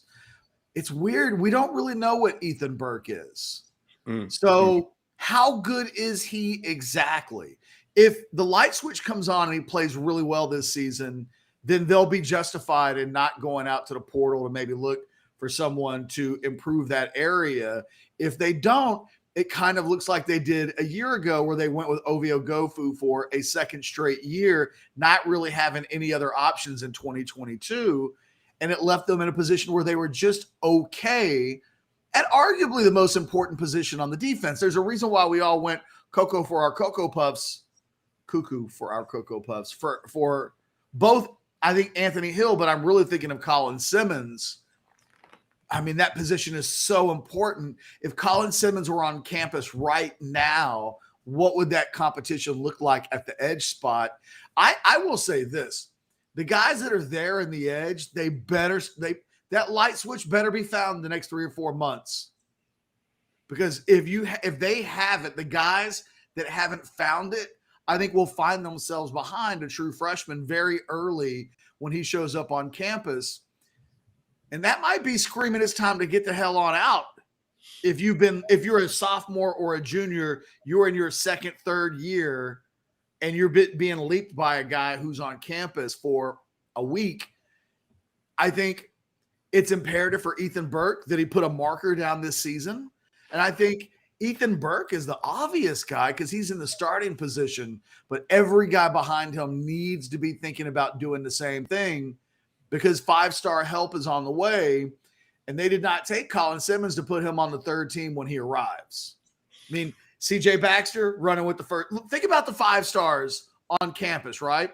Yeah. CJ Baxter already working with the ones. Jonte Cook already working with the ones. Malik Muhammad may not quite be there, but you know how you start working with the ones? Pick sixes and scrimmages. That's how you start doing those types of things. Good start. So this is not a staff that babies their war daddies that they take in recruiting. And, so I think it's a good thing that we're seeing Ethan Burke get better. I just wonder what that means. It's so hard when ones are working against twos and twos are working against ones and threes are working against threes. A lot of times it's just tough to gauge exactly what it all means.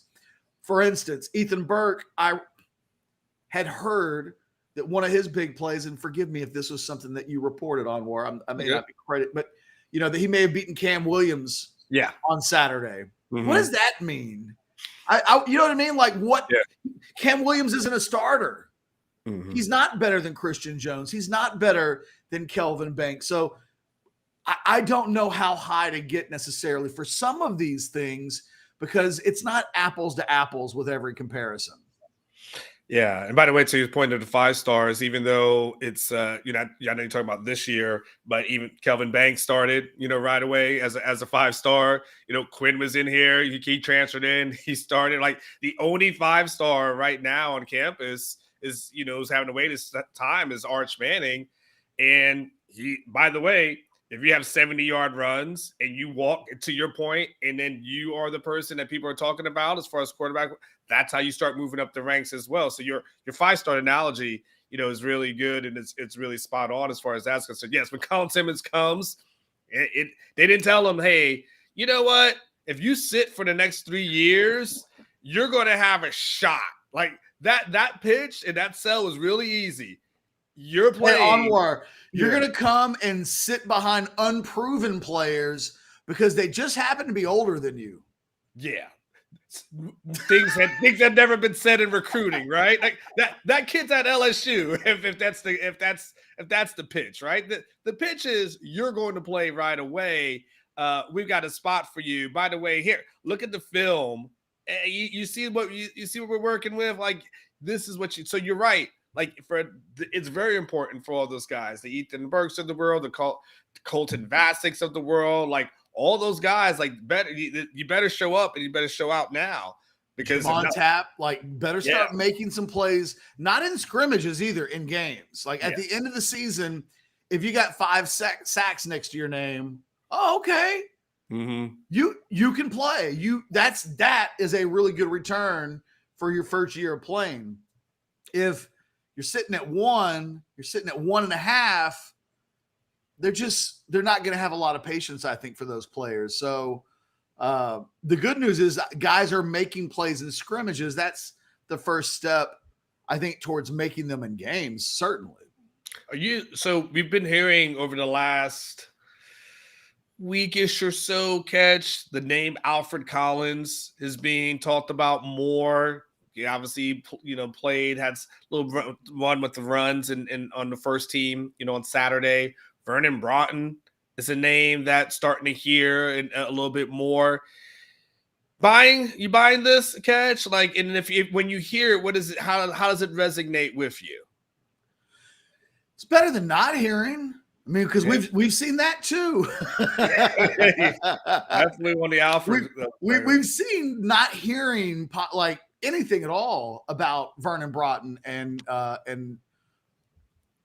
think that Alfred Collins, for just a second, that was the rogue kicking in. The name just wasn't coming to my brain. I'm buying that they're better than they've been in the past because they are making plays in scrimmages. They are doing well in practice. Sarkisian's been pretty open about how well he thinks those players are playing. I've been wondering what it means for Byron Murphy and T'Vondre Sweat that nobody seems to be mentioning their names. If you're a great player, Kelvin Banks is a perfect example. Nobody in camp's really talking about Kelvin Banks. That's what happens with great players. Nobody talked about Bijan last year. Your eyes in practice move towards the guys that perform that you're not used to seeing perform. So it's not a surprise when you don't hear great players being talked about in practice because duh. But when guys haven't been great and they've just been pretty good, they haven't been all conference, they haven't been consistent starters, and they are being talked about less than their backups, I don't know. I mean, we're part of, if you believe in this defense, is you believe that T'Vondre Sweat and Byron Murphy potentially are upgrades over Ajomo and Coburn, right? Like there are expectations that will take place. Well, both of those guys are in NFL training camps right now. I've seen it, Eagles camp, they're kind of raving about Ajomo early on. So those guys were pretty good. I have spent a lot of the last week wondering just how good are T'Vondre Sweat and Byron Murphy, given that they're not talked about right now. I've wondered, is Sark saying that to motivate? I've had all kinds of things run into my mind, right? Is he hyping these guys up to try to get more out of both of them, but also his starters? I don't know. I know we're 2 weeks into camp, and I just haven't heard a whole lot about the main primary 2 starters on this defensive line at defensive tackle. And on Saturday, one of the things that you reported was that both Collins and Broughton working with the first team. I mean, if your defensive tackle starters are badasses, they ain't giving up playing time to their backups. And that's happening right now. So I don't know. Like, I have questions, but the overall totality of what's happening on defense right now suggests that that's a pretty good unit, even if I have questions about just how high the upside is in certain positions, certain players. But, when you hear that the offense is struggling to move the football on Saturday against an offense that on paper is loaded, and I don't care if Xavier Worthy wasn't on the field or that Jordan Whittington did get banged up. Their 3 wide receiver package right now, when that happens, Nayor, Mitchell, Cook, and they got dudes that we think are going to be future first-round draft picks on the field, even when they might be out their senior slot guy and their potential first-round draft pick junior wide receiver. So, I was impressed to see that the defense was the star of the show on Saturday. It gives me really high hopes about the secondary. It felt like on Saturday that the secondary, the entire group was a star. And, Malik Murphy struggled. And I think that was probably 2s against 1s on Anwar. So you got to take that with a grain of salt. He certainly would have been 2s against some 1s. You hope that they're doing 1s versus 1s, but that more times than not in practice, it's 2s versus 1s. So to hear that Malik Murphy struggled a little bit on Saturday, not a huge surprise, but the 2s seem to have, and Malik Murphy intercepts Malik Murphy. So that was probably 2s versus 2s when that happened. To hear that Quinn Ewers didn't have his best day either, that receiving core kind of got locked down a little bit. I didn't hear A.D. Mitchell's name for the first time all year on Saturday. Did you? No. I heard he was out there, but yeah, that was about that as far as playmaking or things to that effect. We didn't hear about touchdown receptions or anything to that effect. So I'm not critical of Mitchell. Instead, I'd give an attaboy to the defensive backs. I think if you want my biggest Monday overreaction, it might be that low key the secondary is maybe second behind the wide receivers in terms of the biggest overall strength on this team. And on Saturday, they were a bigger strength. On Saturday, those guys would have said, hey, you guys might be getting all the hype. Y'all didn't do nothing against us on Saturday other than a little bit of success in the red zone. Kudos to those guys. They're balling out. They're playing really well. And Texas has so many guys on Anwar that I'm fascinated to see what combinations they work with, because it feels like there will be 5 guys on the bench that are really good that they all can't be on the field at the same time. So, Ketch, let's go ahead and then let's have a balanced conversation then here, because the defense is good, right? But on our show and all shows, we always strive to keep it a buck. We always strive to keep it real, and no one's going to candy coat it or blow smoke up anyone's butt here.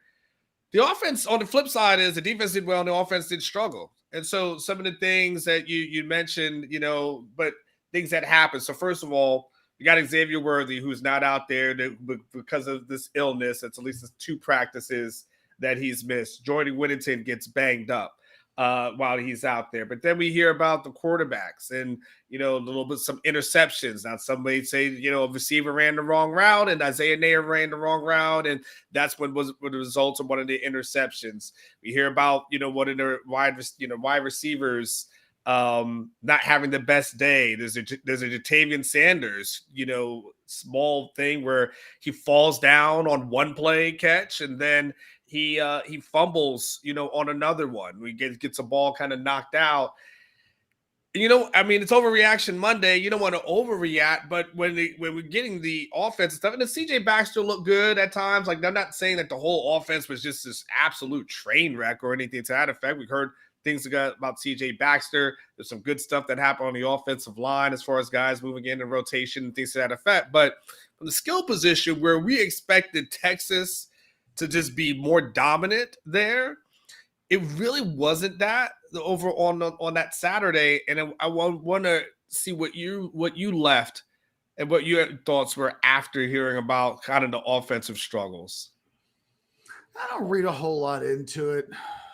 And maybe that's wrong, right? Maybe alarm bells should be going off. I think the defense had the better day. I remember one time in high school, I got into a fight with a guy, like in the gym. And I was bigger, stronger. I should have just whooped this guy's butt. And there shouldn't have been anything else about the story. But I can remember, like, after I hit him a few times, I was on his back. I was on top of him. He's covering up. But I played to the crowd a little bit that was watching. Okay. Like, I'm waving my arms. I'm winking at people. I'm like trying to get everybody hyped. And oh boy, Billy just sweeped my leg. And then before I knew it, I caught one right on the nose. Bam, blood's going everywhere. Oh. And it's a reminder that sometimes, even when you're better than the other guy, if you're not on your A game, you can walk away with a bloody nose. And that's what happened to the offense on Saturday. The defense got the better of them. But Jatavion Sanders had a tough practice, it sounds like, right? But I don't really worry about Jatavion. I think you're right. The offensive line. What we didn't hear on Saturday was that the offensive line got pushed around. We heard that indecisiveness on the quarterback's part at times. The running game was solid. I think nobody was saying that they couldn't run the ball. I think the passing game on Saturday was the part that didn't get off the ground. And I think that's going to be okay. I think the passing game's going to be fine. But so I can't lie, right? We talk about keeping it a buck. I can't pretend that hearing that Ewers held onto the ball a few times too long and that frustrated the coaches on a day when the offense didn't do a lot. The passing game wasn't really working. There was a little bit of like a, I think my bigger concern is, do we believe, Anwar, that at some point this season, the backup quarterback is going to be needed? For me, only because of injury. Right. That's what I'm talking about. Yeah. You and I have just done too many of these seasons where pretty routinely the backup quarterback's called on. Have we had a season where the quarterback has played in every single game? Because I even feel like in Sam's last year, I feel like he was banged up. Yeah. But he played. Uh-huh. But that's it. And it was even Sam banged up, like the walking wounded, but kind of gutting through a season more times than not. I mean, we could go back and count them, I'm sure, but the backup quarterback at some point every season, it seems like, is needed to start a game or two. And I think my biggest concern coming out of Saturday was I don't know where the starting quarterback position is. I don't think we're looking at, ironically, the past 2 seasons, I think the Longhorns have had better backup quarterback play because you had a Hudson Card that was competing for the starting job. And at one point, roughly, I don't know what the day it was, but almost like 365 days ago, there was that rush of, is Hudson Card going to be the starter? There were people who were certainly telling us that it was about to happen. Then the year before, you had the Casey Thompson Hudson Card situation where the loser of that battle, which was initially Casey Thompson, ends up being a good player. Like he ended up, they weren't shabby at the backup quarterback position. I think through circumstances, Texas is just really young at the backup quarterback position in ways that it hasn't been for the last few years. And I'm curious, to see how far these guys grow and mature in the event that they're called on at some point this season. You wouldn't want a 2-week injury to Quinn Ewers to derail the entire season. And I feel like the last 2 years specifically, Texas felt pretty good about being able to play through a quarterback injury if forced to. And I don't know right now. I don't know that they're not, but I definitely don't know that they are. Can I ask you something that is going to sound somewhat sacrilegious? And I think careful, it's Monday. We got a long week in front of us. We do have a long week, but I want to ask something that I know nobody in the chat is going to agree with. I fully understand that what I'm going to ask, people are going to think that I hit the rogue product already.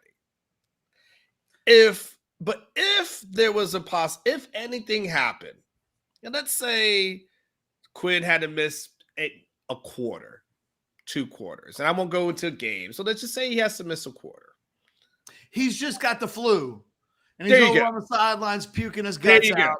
There you go. Yes. And they need the backup to play because Quinn has lost 5 pounds in the last 5 minutes. Do you consider throwing in Charles Wright instead? God, no. What the fuck? Wait. Charles Wright. Wait a second. You're right. I'm laughing by the end of the overreaction. Wait a second. Charles Wright's not my neighbor. I live in Cedar Park. I have no connection to him. I know who's Onward's source now. It's Charles Wright. Like, no. But I'm asking a serious question. do you consider saying, Charles Wright was almost a play away from playing, what was it, against West Virginia? It was, I think, last year. Like, Charles Wright has gotten it. Like, I'm just asking. I don't understand. Based on what? Just based on experience. And being in the program longer and probably knowing the playbook extremely well. You trying to get Malik to transfer? I'm not trying to give him a transfer. You are trying. I thought you were on the other side of the Malik Murphy bus. Now you're trying to get him to transfer. No, I'm not trying to get him to transfer. Do you think the second quarterback should be replaced by the fourth quarterback? Question. I don't know. The answer is no. Just asking. It's Overreaction Monday. It's Overreaction Monday. That is the best overreaction, Anwar, you have ever had. Thank you. It is. Like, honestly, I might make a plaque with a big gold star on. I don't know. It wouldn't be a lame plaque. It would be a cool plaque. You could hang it up on the wall behind you.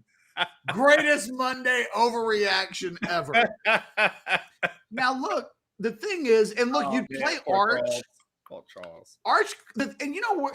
I think Anwar, the 4 games is always the wild card on this, and that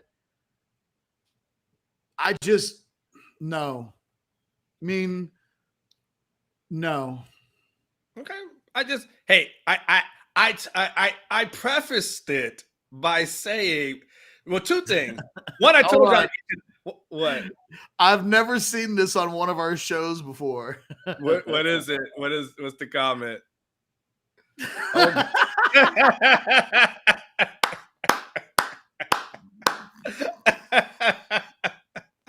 Hey, someone did ask if they drug test the employees. The correct answer is no. No. No, we do not. No,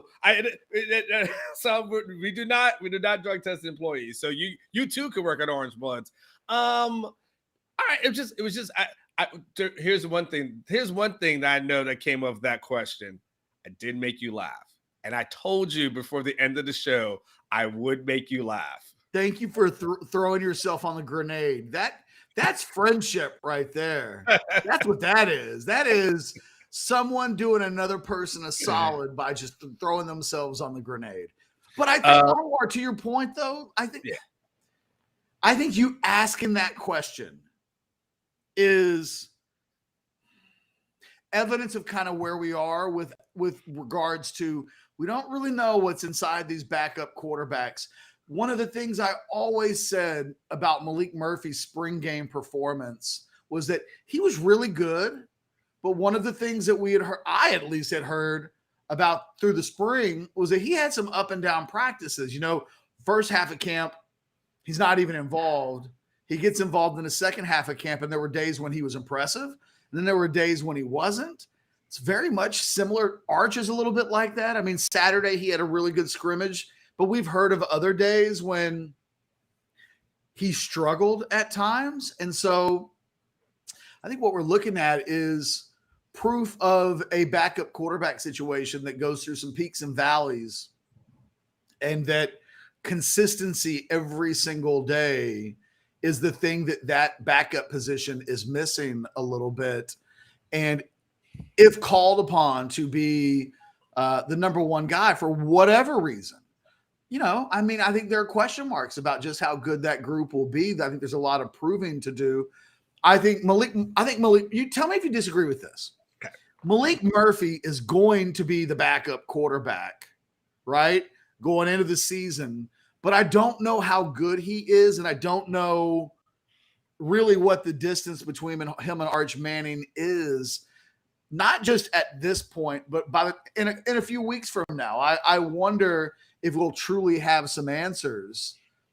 I tend to think that we won't, because how could we? We don't get to see them every single day, but based on reports and conversations that we have with sourcing, the backup quarterbacks on any given day can give you a variety of different things.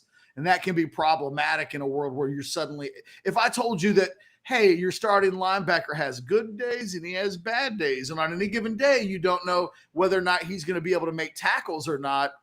We would go, oh, that guy can't be on the field.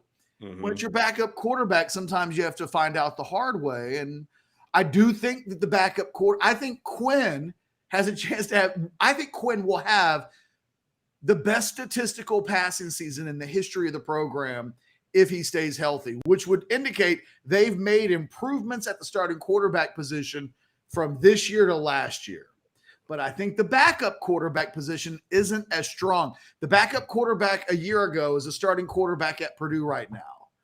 The backup quarterback this year, I don't know what we're completely dealing with. I think I would have felt a lot better about this if we had heard that Malik had a pretty good day. Hearing that he really struggled on Saturday, I find myself just bewildered a bit with regards to what we think we know and what we should expect if called upon. Well, the thing is, and by the way, I'm glad everyone enjoyed the Charles Wright thing. But the thing is, Catch, on this one, as we have this conversation, and this is important, and guys, we're back to serious mode. The Catch, Sark's got to get this quarterback thing right, because he got it wrong previously. That whole Casey Thompson, Hudson Card thing, he got wrong. Like, and there's no disrespect, but when you bench a guy after week 2, you admit to yourself that whatever you thought you saw and whatever you thought you believed to be true, it wasn't. Because when push came to shove, there was a certain measurable, there was a certain intangible that he thought that Hudson Card had. And then when Arkansas happens, he says to himself, he ain't got it. And all of a sudden he goes to Casey Thompson, who then, by the way, Casey, when healthy, Catch, takes off. Like, Casey, he had an incredible run. When it was almost like every drive he was on, he was scoring a touchdown. And then you wonder to yourself, wait, what the hell happened in this whole evaluation process? Because this guy is balling. He's balling out right now. And the other guy was, didn't meet those expectations. This can't be something like that this year, Catch. This can't be, it looks close and you're short, because when that person comes in, if that person has to come in, if Quinn is sick or whatever, it can't be I really believed in this guy, but the other guy was really the guy. Like, this is one thing you've got to absolutely get right. And it kind of goes back to what I had in the beginning. For me, Catches, it's so important to make sure that you've got somebody ready to go in 2024. Like, that guy has got to be able to hit the ground running without question, because again, we live in a transfer portal era. And again, I'm not trying to speak it and make it happen, but Catch, it's reality. It just is what it is. Guys aren't patient. What I kind of said in my intro, the Roschon Johnsons of the world, there aren't many of those guys that are out there. They'll say, I'll just sit behind somebody because that's just who my DNA and my makeup is. Like, he's a rarity. He's an absolute rarity. The norm is I waited a year. I waited a few months. Like, I ain't waiting no more. So he's got to be able to know, like, I've got that guy ready just in case somebody leaves, but be able to know, like, I've got it for sure. And that's why, like, the Rice game, the Wyoming games, like, these things become really crucial in the evaluation process. No, and if you're Texas, you really need to win those games emphatic enough that you can see Malik take a few real series, and just, that work will be imperative. He'll get more out. It's why sometimes people are like, why did you even play that game? All he did was come in and hand off. But to get a feel for the speed of the game, just to be on the field a little bit, I think is critical for these guys. And I think one of the stories, certainly of the Rice game, is how badly can Texas beat Rice so that it opens the door to get Ewers off the field and your backup quarterbacks a chance. I think personally what happens in that game is that before the third quarter is over, Malik Murphy's taking snaps. He gets a few drives in that are real offensive drives, more running than passing, but he'll get to throw the ball a little bit. And then I think probably the last 6-7 minutes of the game, it might be Arch Manning's turn. And all he'll probably do is hand the ball off. But but maybe he'll get to throw it on a 3rd and 7 or something like that. But, I think you got to get those guys some game reps. And I think the good news is there's still a lot of camp left. One of the things about Malik and Arch, you think about Malik, he was hurt so much of last year that he really didn't get all of the practice reps that you would have liked to have seen him get. Even this year, he misses the first part of the spring, and so he hasn't had his full allotment of practices. Same thing with Arch with regards to he's still such a young guy. It looked like on Saturday that he'd made real progress from where he might have been even a week before.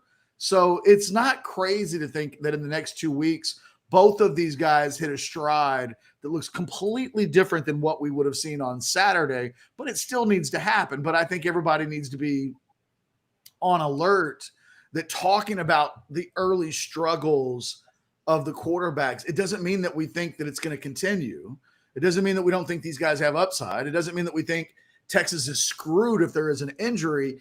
It's merely a snapshot of what it looks like on August 13th, 14th, whatever today is, a few weeks away from the first game. There's still maturation that needs to take place. There's still more that needs to be seen from that position.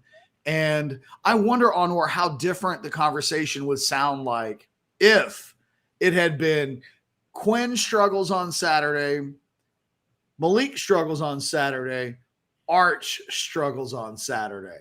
Oh, boy. The Arch piece of this, Anwar, I think has allowed everybody to just celebrate in the Arch part. So it means the other stuff doesn't really get a lot of attention.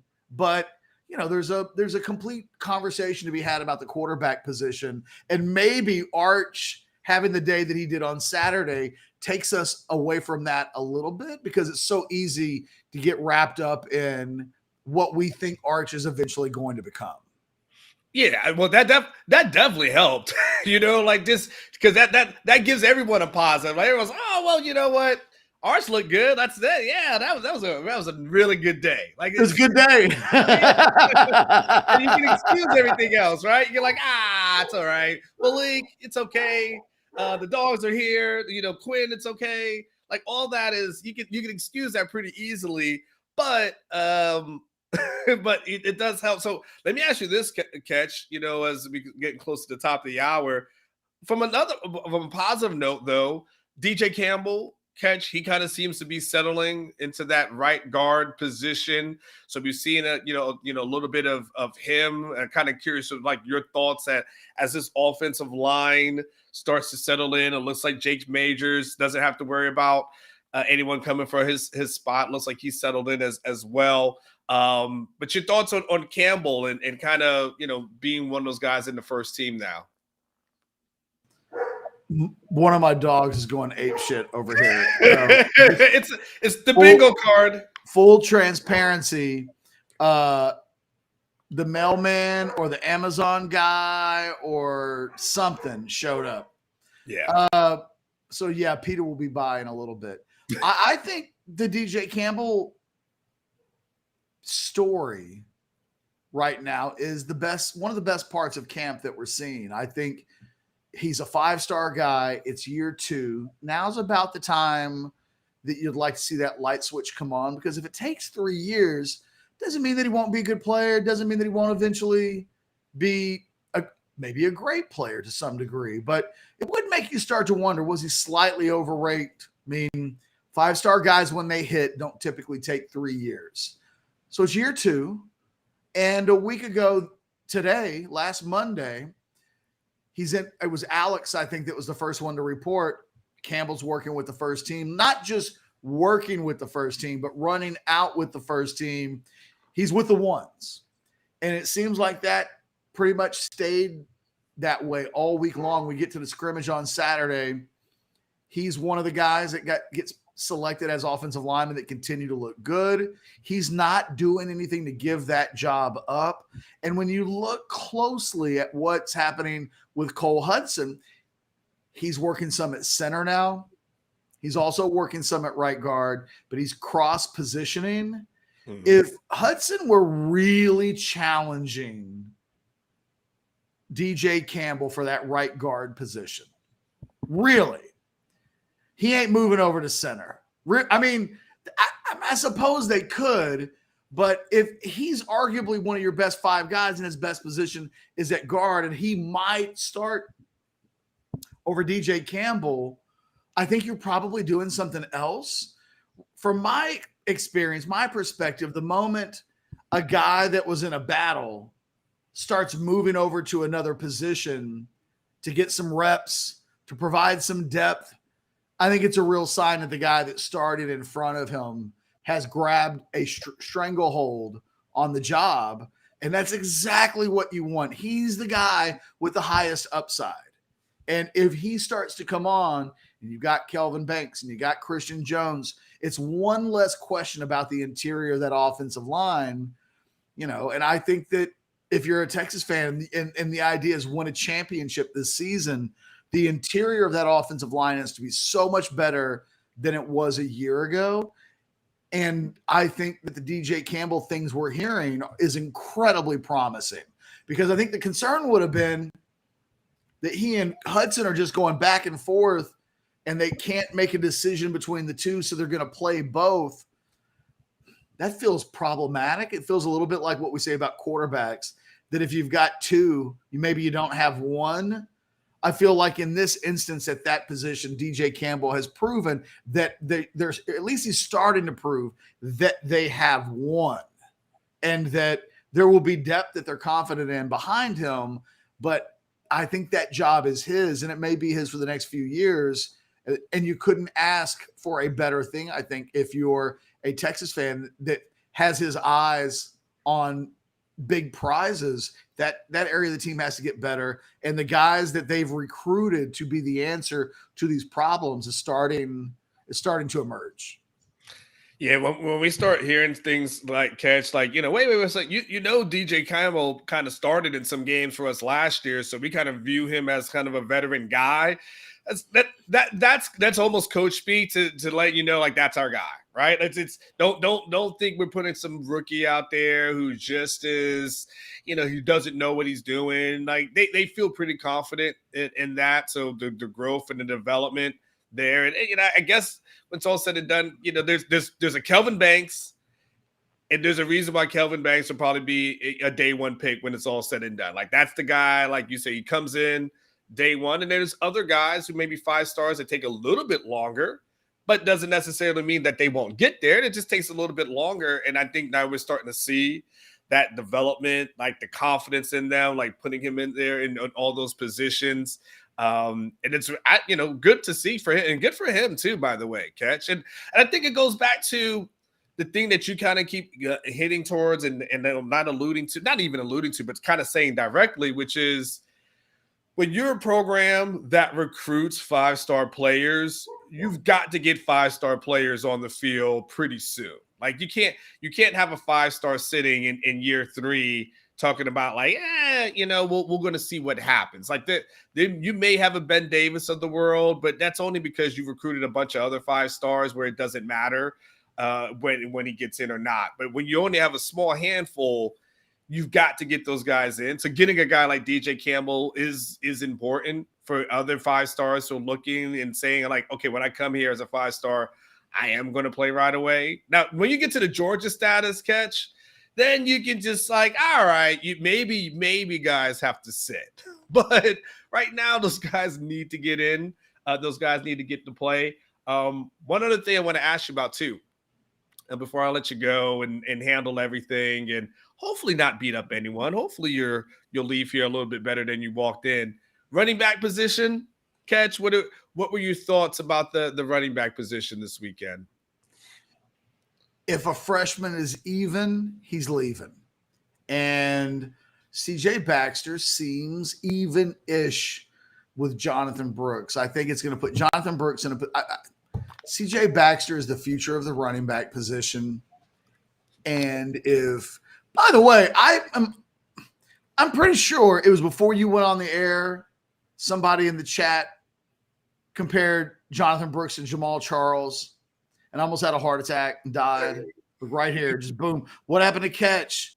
Well, he read that Jamal Charles comparison and fell on his face. I think CJ Baxter's the future. He's already getting first-team reps. When they get to the games, it's going to take everything Jonathan Brooks has to eventually keep CJ Baxter from taking that job. What we didn't hear last year was that Bijan was sure Roshan worked some with the first team, but it wasn't a position battle. I mean, everybody just kind of accepted that Bijan is the freak of all freaks and that Roshan would be one of the best players on the team otherwise if he was playing. It's not quite apples to apples when you look at this year's running back situation. I like Jonathan Brooks, but I think when the games start, he's going to have to do everything he can to keep CJ Baxter from taking his job. I think it's bad for Jaden Blue. Like if you're looking at guys right now who are kind of behind the eight ball, haven't really heard anything about Jaden Blue since practice started. Like he's just not been a name that's coming up. He's not working with the ones the way Baxter and Brooks are. When you consider that Keelan Robinson we know that he's a factor that the coaches, there are days when he's the second running back to run out on the field. They clearly like him. So I think there's a top three, and it feels like Jaden Blue's in a position right now where somebody has to be the odd man out, and it might be him. They'll play three running backs, and I think they'll rotate two quite a bit. It's hard to see a world where the fourth guy is coming in a lot at running back. There just are so many mouths to feed. And at the running back position, I think they know who their top two guys are. Down deep, they won't say it because they don't want guys to transfer. But the fact that those two guys are elevated right now in the hierarchy of the running backs in practice, it's not an accident. And I think, everybody loves all of the players on the roster, but not all of the players on the roster are always going to have major roles to fill in their career. And in this age of the portal, if we get to year 2 or year 3 and a guy is still trying to knock down the wall to get into the field, he's probably going to leave. And I think the thing that would worry you the most if I were Jaden Blue is that this isn't a running back position that other than Keelan Robinson, which is he doesn't do the same things that Jaden Blue does. Everybody's returning, and they're adding two badass freshman running backs from next year's class. We know this staff likes to play freshmen. The worst place you can be on the depth chart as a Texas football player is a fringe 2 or 3, because the next group of kids will come in and they won't wait long before they put those guys ahead of guys that can't quite elevate themselves beyond, are you a second teamer or a third teamer? And how, I think it's a bad spot to be in. Yeah, by the way, we even heard, I heard the name Trey Wisner, a little bit over the weekend as well. So, to your point, like it haven't heard a lot about, Jonathan. But now, that being said, what's going to happen, Ketch? Someone from Texas is watching this, right? He's going to come speak to the media on Tuesday. Yeah. Or that will be the talking points that they tell Sark, like, hey, they're saying you're not mentioning this. So Sark probably, he has a press conference today about 4:00. Watch all of a sudden. So the guys who look good today, like over the weekend. I'll be remiss I didn't mention Jonathan Blue has looked good. I've been on CJ Baxter looking good. Those guys are battling out. Malik has done really well. Liked a little bit of what I saw from Arch. Like all the guys that we say like are being mentioned, he's just going to run down a list because he's been prepped beforehand and he's just going to go through it. Absolutely do. All right, let's do a super chat here. And then that should definitely put you in a good mood. Super chats, I know, make you smile. Baxter and Hill starting sooner than later. I think it's just actually more of a comment than it is a question, Catch. But he's saying CJ Baxter and Anthony Hill. If you had to put a number, what week do you think, if you had to say either one's going to start this year, which week would you say you would think one of those guys or, what either one starts? I'll go Hill week 3 and Baxter week 4. Okay. Fair enough. Writing it down. Ketch, you want to go ahead and handle the rest of what you need to handle over there at the house? Well, the problem is now the dogs are quiet. So you feel like you can't leave on a high. What's that? You can't leave on this note, right? You want to stay a little bit longer? No, I want to leave on a good note, but there's nothing to handle because the dogs 60 seconds later, they don't remember what happened. So if I go out there now, my dogs are resting on the couch and sleeping. I can't go out there and be like, shut up. It's over. The moment is over. And so I almost just have to. And here's the thing. I really can't get mad at my dogs for barking when the Amazon guy comes 2 inches from the door. Yeah. I mean, they're dogs. That's literally what they do. It's my fault that my office is 10 feet away from the front door of the house. That's my problem. You have an office. If you had 3 dogs, your office is adjacent from your house. Yeah. So they could go crazy and you're okay. It's not my dog's fault that I chose to do the show in their play area. It is what it is.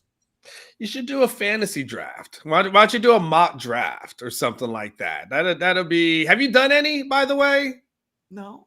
I did one over the weekend and I just got tired. I was like, the thought process of doing sitting around, even if it's fantasy pros, right? The problem with fantasy pros is it goes so fast when you do it. It's just names. And so then I got to go and look to see who was taken because it goes really fast. And it's hard for me to kind of keep up. The first world problems, Anwar. Well, it's just the days. I used to do mock drafts, Ketch. Just love to do them for hours and hours. And that, when I'm a dad and I got other things to do, mock drafts don't do it. I got to figure out who I'm going to keep with my keepers. I've got Trevor Lawrence and Odell Beckham. I got to figure out which one of those I got to do. So, all right, Ketch, I'm going to let you go.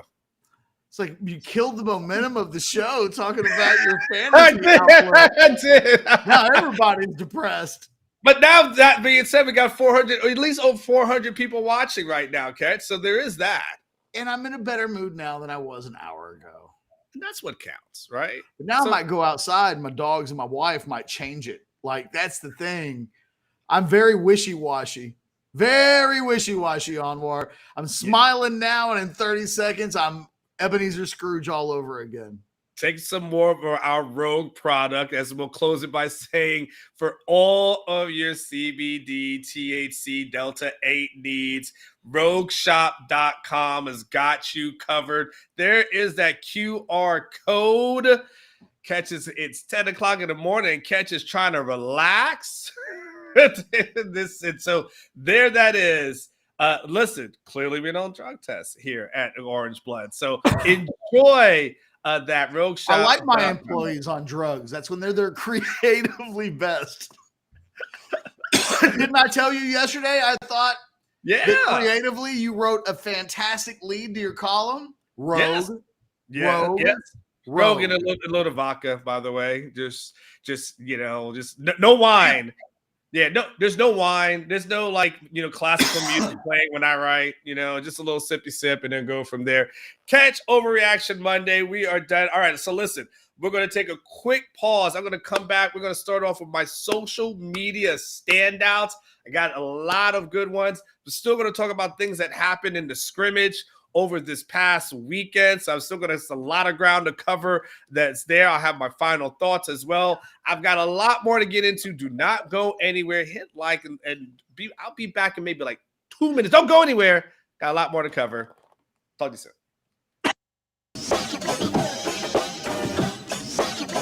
This Orangebloods recruiting flashback focuses on the player generally considered to be the greatest Longhorn football player of all time.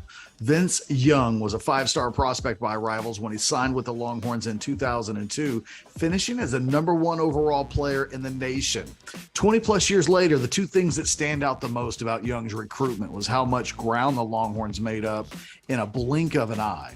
Weeks before his senior season began in 2001, his mother reported that Texas was out Quote, "We ruled out Texas as Vincent has decided that he probably won't stay in the state of Texas to play in college," Miss Young said. In just a matter of months following that statement by his mom, Vince Young was pretty much wrapped up to go to Texas. The other thing that stands out about Young's recruitment was just how big he was in the city of Houston. I went to a playoff game with Madison against Hightower in the Astrodome, and opposing fans were jumping up in the stands over the excitement that Young was creating. I wrote for Orangebloods.com at the time. Quote, "At that point, the Astrodome crowd started to go crazy. People in the Hightower section were high-fiving each other, laughing, and screaming in amazement," end quote. It was unlike anything I've ever seen before or since. On the day he committed to the Longhorns in January, Vince said, quote, "There's a lot of love down there at Texas, and that's what I was looking for before I visited. They made my mom smile, and that's all I needed to see. I committed to them this afternoon." Young was the bell cow of a 2002 recruiting class that was ranked first in the nation and is regarded as one of the best in the history of the school. That class signed 6 five-star prospects, which also included Justin Blaylock and Roderick Wright. Ultimately, Young's class was the foundation of the 2005 national championship team. And welcome back. See, I knew I could make Ketch smile with that Charles Wright comment. I knew that would bring joy to his life. Like I just knew it was going to be so off the wall, but I just knew he would have a reaction. So that did happen. He did leave here with a smile. I hope you guys are smiling as we do get kind of in our last hour or so of the show. We're going to start really getting into social media standouts. I'm going to talk about the scrimmage. I'm going to talk about those things. So if you hadn't checked out the things on the weekend, I'm going to tell you all the things that I heard over the weekend that I'm going to pass on some of that information to you. And most of all of it, to be honest with you, I'm going to dump and just give you all the things that you guys need to know. But now it is time for one of my favorite portions of the show. I have a lot of them. Overreaction Monday is really good. Is going to be my social media standouts. This is the first where I see people there on social media, Twitter, Facebook, Instagram, whatever the case may be. You guys are out there doing your thing. And so the people who stand out, somebody, by the way, stand out for good, sometimes stand out for bad. Doesn't matter. Nonetheless, Blake, run it. Let's get into our first social media standout. Who we got? Who's going to be the first person? Check this photo out from over the weekend when the Broncos played the Arizona Cardinals in preseason football. Check out this picture of your favorite Longhorns, or at least some Longhorns that used to play here. We've got little Jordan Humphrey, by the way. Did not know he was still in the league, but props to him. We got PJ Lockett, obviously, number 6 over there, still doing his darn thing in the league. Colt McCoy, Caden Stearns, and of course, Chris Boyd. Like that right there, by the way, Colt is probably old enough to be all their fathers at this moment because Colt's been in the league forever. But, I mean, Colt McCoy had a chance to play, and this is a really good, really cool photo that I enjoyed. And props to little Jordan Humphrey, for still lasting and sticking, in the league so far. That's a guy that I always thought that I wish he would have stayed a little bit longer, but I understand the NFL dream and what that looks like. But Caden Stearns, remember then, him obviously having started off great as a freshman. Then, obviously it has a little bit of injuries, but him being able to be in the lead this long. And Chris Boyd, by the way, props to him, what he's been able to do, in the league and, as a draft pick. I mean, he was a dude in Minnesota for a while, but, he's at that point where he's got to be at least pension wise. I mean, I don't know how many years he's been in the league right now, but I know he's got to be be able to clear pension when it's all said and done. So, props to those former Longhorns. So a couple of other guys over the weekend. So DeMarvion Overshown, if you guys were watching the Cowboys game, he was doing real good. He looked like he flashed this weekend for the boys. Also saw Malik Jefferson looked like he got hurt over the weekend. So we'll have to see I'll be checking the Cowboys, checking Clarence Hill's Twitter account to see what that looks like. But yes, props to those former Longhorns. That's a really good social media standout. And by the way, CW, yes, I started off the show by saying I got my Gordon Gartrell shirt on. That's what I said in the beginning. Blake still doesn't know what Gordon, he doesn't get the reference, but I will send it to him and he'll watch it after the show. He'll totally get it after that. All right, let's go into number 2, Blake. Let's get to another social media standout. Who is it? Check this thing out. You know what? As a person who went to high school in Florida, the way that you guys do your schools here in Texas is unbelievable. Check out the newest high school in Prosper. This is Walnut Grove High School. And check this thing out. You guys, look at this thing. Looks like there's a Sonic in here, a Jimmy John's, what is that? I don't know what that iron thing is. I can't see it. It's a little bit too small. Check out that basketball arena. That's an arena, man. There's JUCOs that don't have it as good as that. I'm looking at an indoor practice facility. I'm looking at a nice weight room. Look at this field out here. Look at the courtyard area. They've got their own TV studio. Like, this is Walnut Grove High School? Are you serious right now?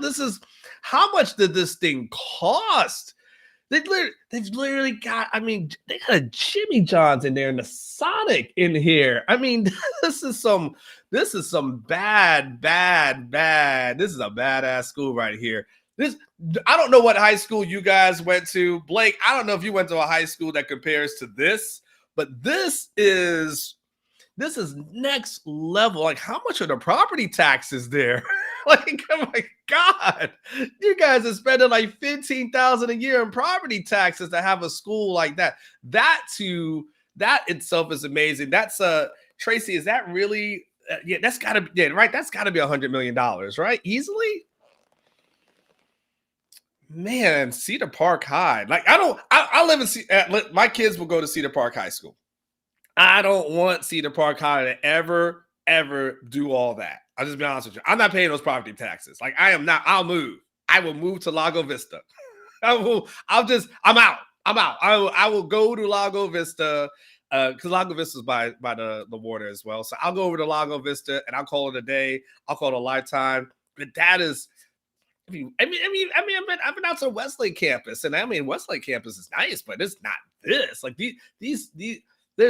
my school had nothing like that. Like, we just have regular food. I just can't imagine. When we got food like that was like McDonald's or Subway or something to that effect, we actually had to skip. Like, we literally had to skip school in order to do that. I skipped school a lot and got caught. Got caught. I skipped school one time and went out for lunch, and then called myself coming back. And then, they had the school resource officer person or whatever. And so I ended up, they tried to get me. And so I just ended up running. And I literally just ended up running, and the officer couldn't catch me. But what I did was so dumb in hindsight, because I ran past the playground. Like, everyone's outside. I ran past that, and I ran it all the way through campus, and I ran to class. And everyone saw me. Like, why did I just not run away? Like, run off campus? Like, I was literally a person that ran to the jail. Like, that's essentially what I did. Like, I literally hauled ass, got there, sat down, and acted surprised when, like, 3 minutes later, everyone comes in there looking for me. I'm like, oh, well, how did they find me? Like, I outran them to go get in a corner. I wasn't so smart in high school. There's that. All right, let's do another social media standout. Let's do another one. We got a couple more. Oh, man.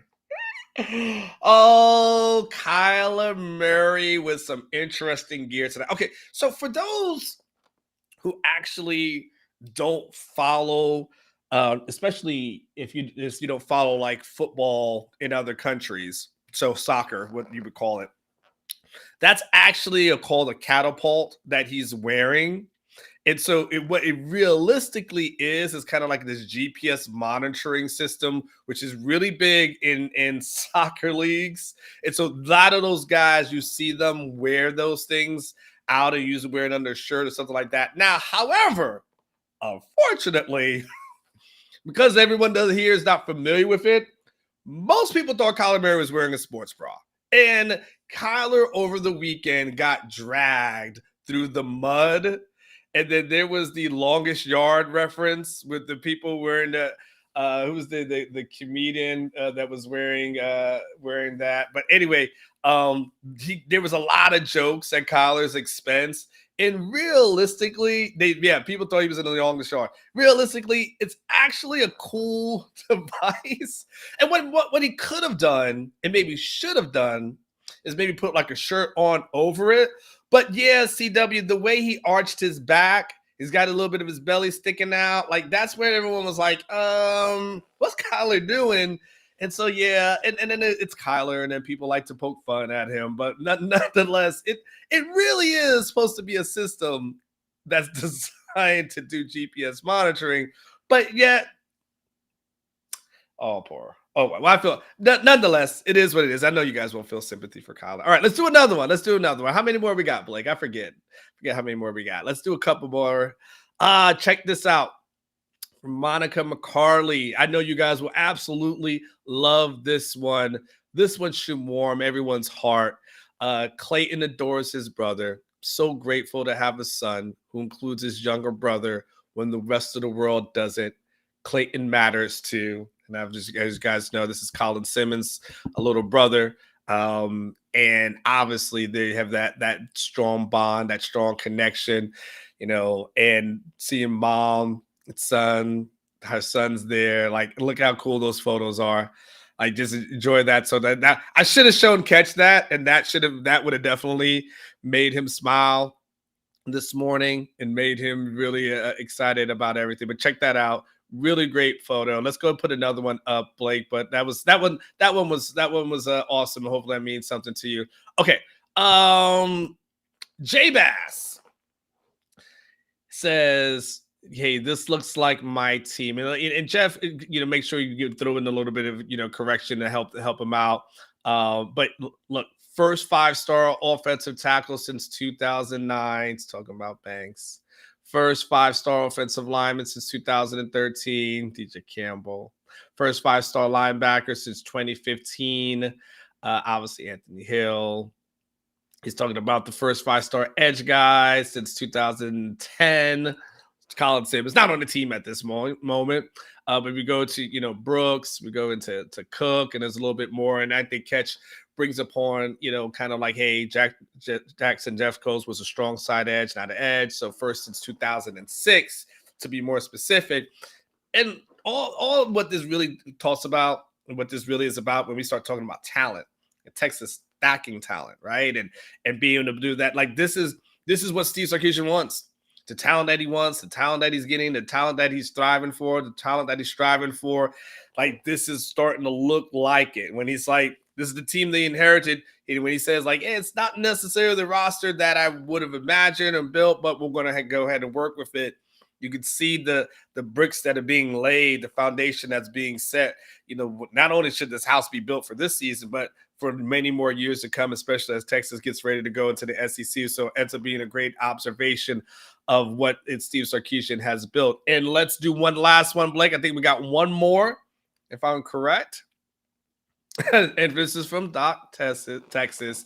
And of course, I tweeted out the whole Arch Manning thing over the weekend, which ended up going crazy. Keep that up on the screen for me, Blake. Let me tell you guys. I started the whole show talking about what the backups are and the quarterback and all that information. Let me look at how many views this thing had. So that tweet that you're looking at in front of you, my tweet, ends up getting 170,000 views over the weekend. Right now at 1,122 likes and 8 bookmarks for people who are going to come back to this and throw it in my face at some point. So I see you, sneaky people. And of course, I tweet that whole thing out. And of course, Doc Texas says Art scored more points against Texas than Oklahoma. Hey-o! It's always got to have a good zinger, right? Always got to have a good zinger. Always got to have a little good punch, a little good jab. And that was a good one by Doc Texas on Oklahoma. You guys know over here, always for your viewing pleasure, this Texas versus Oklahoma media credential. All these things are really media credentials that are behind me. I've got a ton of them. I would show it to you guys at some point, but then, well, maybe see if I don't mess it up too much. Yeah, there you go. It's a bunch of them back there. So I keep those are behind me. And of course, obviously the Texas OU one, and that there is for your 49-0. Because I want you guys to always smile when you come into the show and be able to see all of that. And I want you to see that as well. Okay, when I come back, it's time to talk scrimmage notes. I'm going to go through everything. I've got everything printed out. I'm going to go through it. I'm going to tell you guys everything you need to know about this last scrimmage, this thing that happened on Saturday. Get ready for some details. Get ready for some action. Don't go anywhere. We're going to talk football. Football's coming up.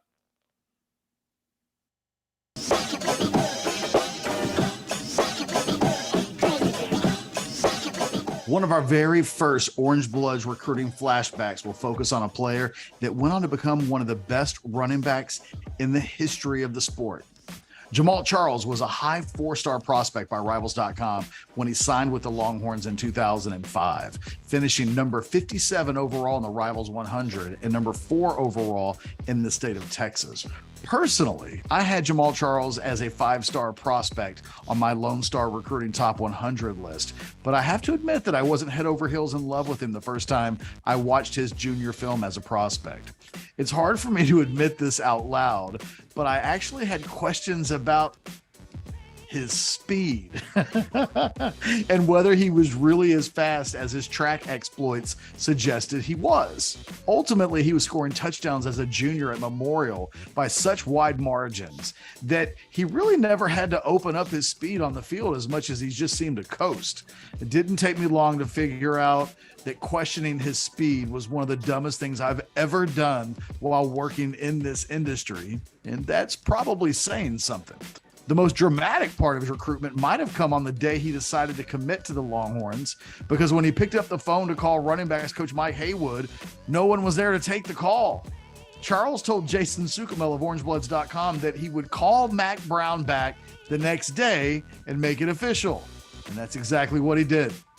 The hit rate for the class was exceptional, as Charles was joined by the likes of Henry Melton, Roy Miller, Jermichael Finley, Roderick Muckleroy, Quan Cosby, Chris Hall, Charlie Tanner, and of course, Colt McCoy.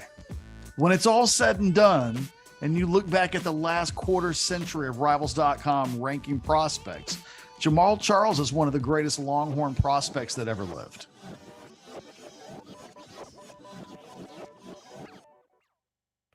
All right, let's get into football. Let's get into this for the last 30 minutes or so of the show, 20 to 30 minutes. I'm going to try to get into as much football as possible to make this thing cover. So when Texas had the scrimmage on Saturday, I've talked a lot about Arch. So we've got Arch covered. We know that Arch, for the most part, did well, did good against the threes, took advantage of his opportunities, had the long run. And so we know that, and that happened. So let's go ahead and get that taken care of.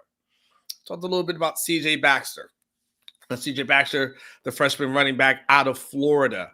He ends up being a person that does get some run with the ones on Saturday. Now, what does that mean as relates to him in the battle with Jonathan Brooks?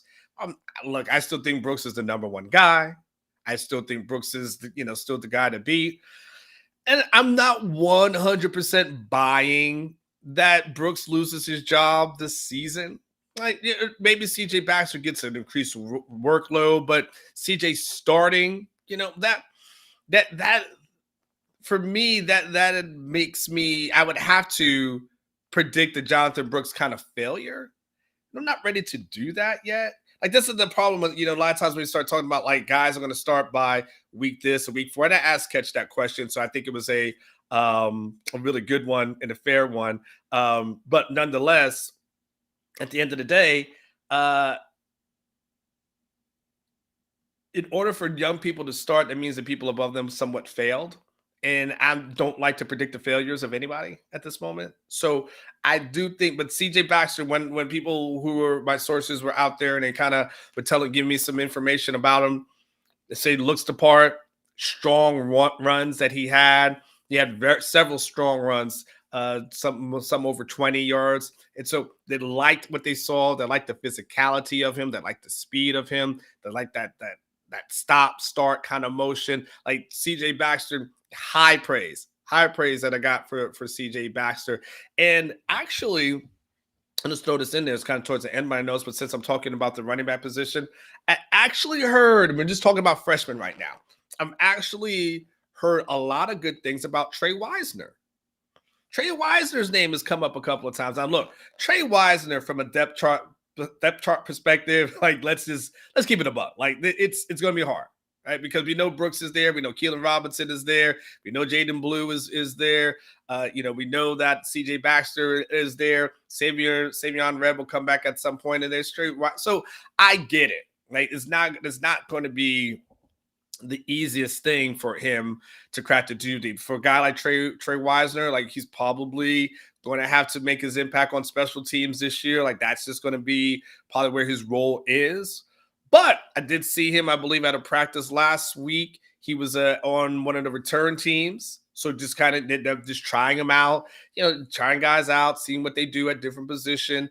Trey looked really good, out there. Again, it's going to take some time. But the running back room, especially from the young guys so far, looks pretty good. It looks pretty solid. I don't think you're going to have any real concerns as relates to that is concerned. But yeah, CJ Baxter taking reps with the ones on Saturday. That, of course, did happen. And by the way, even though it's not a freshman, Casey Kane did get some run with the runs. Jonte Cook, so from a freshman standpoint, he got some run with the runs as well. Like he looked good. Again, it wasn't a day where we felt like the offense ruled the day, and you said to yourself, "My goodness, like look at what these guys are doing." Like it wasn't one of those kind of days, right? But it was a day where Jonte Cook did go out there. Jonte Cook did, people felt him, they liked him. People again, his physicality, again, getting in and out of breaks, like they liked that portion of it. DBs had a little bit of a better day. But Jonte Cook was another freshman who caught people's eyes, who was again running with the ones. So CJ was running with the ones. We obviously know what that looks like as far as Jonte was running with the ones as well. So those things are out there as well. And now, of course, no, Mike, I'm not on a Trey Wisner train. I'm just saying he played third string. Charles Wright was fun. Like. I know you guys are going to hold that against me for forever. The Charles Wright thing was really kind of just to try to get to catch the smile because he said he was having a bad day. And I just wanted to make sure he smiled. And that did happen. So mission accomplished as far as that's concerned. Here was a very interesting note. Nothing crazy, but interesting. Trevor Goosby was running with the second team at the left tackle position. If you're not familiar with him, he was a really good basketball player, quite honest with you. But he's got a lot of talent. I love basketball players that play football. There is, that footwork, the hand-eye coordination. Like I've found, like if a lot of those good receivers actually have a basketball background. A lot of something you see that with the running backs as well. So Trevor Goosby, left tackle on Saturday, and a lot with the second team. So what does that mean? Probably doesn't crack the too deep. Maybe he's in that top. When I say too deep, because what I mean is like they're not rotating guys in and out. So it's probably nothing to that effect. He probably is a second stringer, but it's something to keep an eye on. It's something that to note that Trevor is actually running with that left tackle position at second string. And I think it bodes well for him in the future. Maybe not this season, but it definitely bodes well for him in the future as far as what that is concerned. But Texas seems to be pretty set as far as that is concerned. But as far as the freshman offensive lineman, and I think it was even Kyle Flood a couple of weeks ago had said this as relates to the offensive lineman. By the way, these things just come to me. I have all this stuff in my head, so these things just come to me. But Kyle Flood had talked about even some of these young guys who were in Goosby's class, 2023 class. He said that they actually have impressed him. I remember saying like they're actually doing incredibly well. He said that doesn't necessarily going to translate to a lot of playing time this season, just because of the people who are above them. But it does mean that they're, those guys are going, they've caught the attention. And clearly Trevor's a person that's come in, but he's not what we would say. He's not that person that comes in and like Kelvin Banks and all of a sudden like he's here, he's a starter. He's going to probably redshirt, all that kind of stuff, right? But you guys in the Charles Wright thing are hilarious. I love it. You made my day. But Trevor Goosby is another name to keep an eye on. This was an interesting development over the weekend as well from a freshman standpoint. The tight ends. Spencer Shannon and Will Randall were getting some third-team reps at tight end. And seeing those guys in there, and Spencer Shannon caught a 15-yard pass, and I was told that low-key Spencer Shannon didn't have that bad of a practice. In fact, I heard he looked pretty good at times. Like he looked like a guy that they were really happy with. And again, he's young. He's young, so we know there's a pecking order right here, right? There's Jatavian Sanders, obviously. There's Gunnar Helm that's beneath him. So I'm not saying anything like they're competing for the playing time this season, but again, made some good strides that are there. Now, what does that mean for a guy like Juan Davis? Oh no, but you've got these young guys coming in. They brought in 2 for a reason, right? So you've got these young guys coming in who are looking really well. But from that tight end perspective, both of those guys I heard pretty good things about. And the last one I think will make you guys really, really happy, because we haven't mentioned this person's name probably since signing day. But Billy Walton on the third team, be correct, third team below Charles Wright. Y'all leave Charles Wright alone. I will not take this blasphemy against Charles Wright. You will leave Charles Wright alone. Billy Walton looked good, though. He recorded a sack. They said he was really disruptive when he was out there. So Billy Walton was the guy that, flashed at times, again, when he had the opportunity. So those are some of the freshmen who stood out over this past weekend. I will also just go into some of the other guys. I wanted to start with the freshmen. And I'll go into some of the other things as you blaspheme Charles Wright. Should be ashamed of yourself, people. Maybe. You know what? No, I don't hope anything bad. But I hope Charles Wright comes in the Rice game and throws 2 touchdowns in 1 minute. That's what I'm hoping for Charles Wright. That's what I'm hoping. So guys so Jordan Whittington did get banged up, though, in there. It was either arm or shoulder. Steve Sarkisian speaks today after 4. We probably should have a good report from him as to what's the status of Jordan Whittington is. Xavier Worthy did attend the practice, was on the sidelines. He's been dealing with this illness, as have a lot of players been dealing with some sort of illness that has occurred. But Isaiah Nayor, of course, A.D. Mitchell starts. Isaiah Nayor got some time with the runs. Casey Kane, Jonte Cook. I want to make sure I mention that. I did mention that Jatavian had a little bit of a rough practice on Saturday, kind of really uncharacteristic. Like if there ever was a one-off, this Jatavian Sanders, this is a total have to be a one-off, because he caught about a 12-yard pass from Quinn Ewers, but fumbled after someone had knocked the ball out of his hands. Then he also had a little bit of a minor injury, also fell down on a play, and that's uncharacteristic of Jatavian. So that happened on that Saturday. But again, not expecting a repeat of that with him. That's just one of those, all right, things happen. Those things happen. So it kind of is what it is. But Quinn did do really well. He led the offense on 2 scoring drives in the red zone. So that did happen. I know Ketch will tell you he doesn't matter. The red zone thing doesn't matter to him, and that's fine. Teach his own. It's fine. But Quinn did do really well. in those assets. Now there was also some struggles. Isaiah Nair falls down at one point, and so there's an interception that's thrown. There was the offense really wasn't as cohesive. In this past scrimmage, the defensive line was doing pretty well, but the DBs were doing really well as well. So it wasn't a scrimmage where you walked away and said, "Man, Quinn just destroyed and demolished someone." Wasn't one of those kind of games, but it was one of those games that, or at least scrimmages, where his presence was felt, and everyone's taught to say he's going to be fine. Like no one's worried, no one's tripping. Again, the hard part about the scrimmage and the tough part, obviously, is that a lot of time, defense knows what's coming. Offense knows what's coming. So how's it really a winner or loser? When you hear a play being called and you already know what the play is, it's easy, and it's easier for the defensive perspective because they know how to shut that down because they know exactly what it is. They hear it.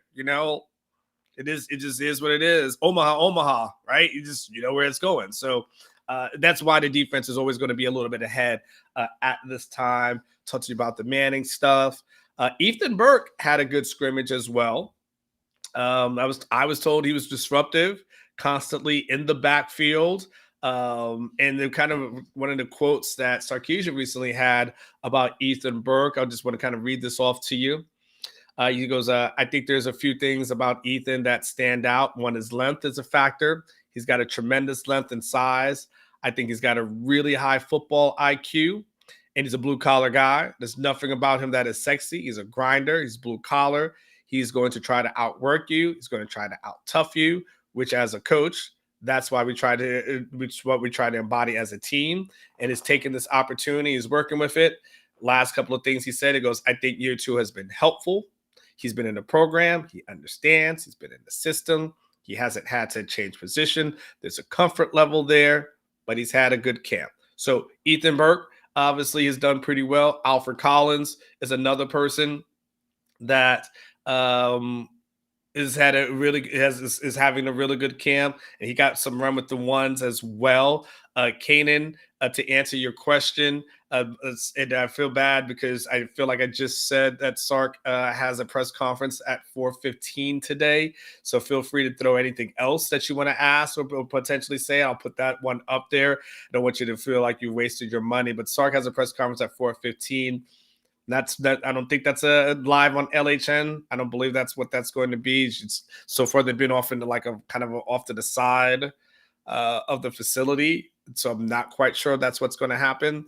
But you'll have that and have some notes there, and I'll try to tweet out some things as well. Unfortunately, I've got parent teacher night, so you may not hear from me for a little bit longer. Anthony Hill got some first team reps. Forgot to mention him on a freshman standpoint.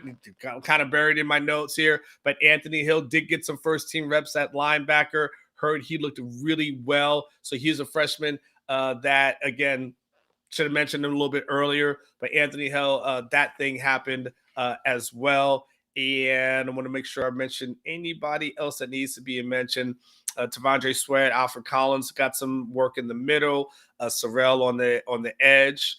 So they had Hill on one edge position, Sorrell on another edge position with Tavondre Sweat and Alfred Collins. That was just one of the rotations. You don't get caught up in like that's the starting rotation. They're working guys in and out, and just when I saw Hill when he first came in, that's what he was working with as well. And that was about it. And then Jonathan Cook was kind of the primary punt returner out there. So let's go and know Charles Wright is not going to be running with the ones today, but you need to put some respect on his name. That's for darn sure. I'm going to make sure Charles Wright gets his respect. Let's do one last break, and we'll go ahead and wrap this thing up. We'll put a ribbon and bow on it. So, Blake, go ahead and play whatever it is that you have in store for us.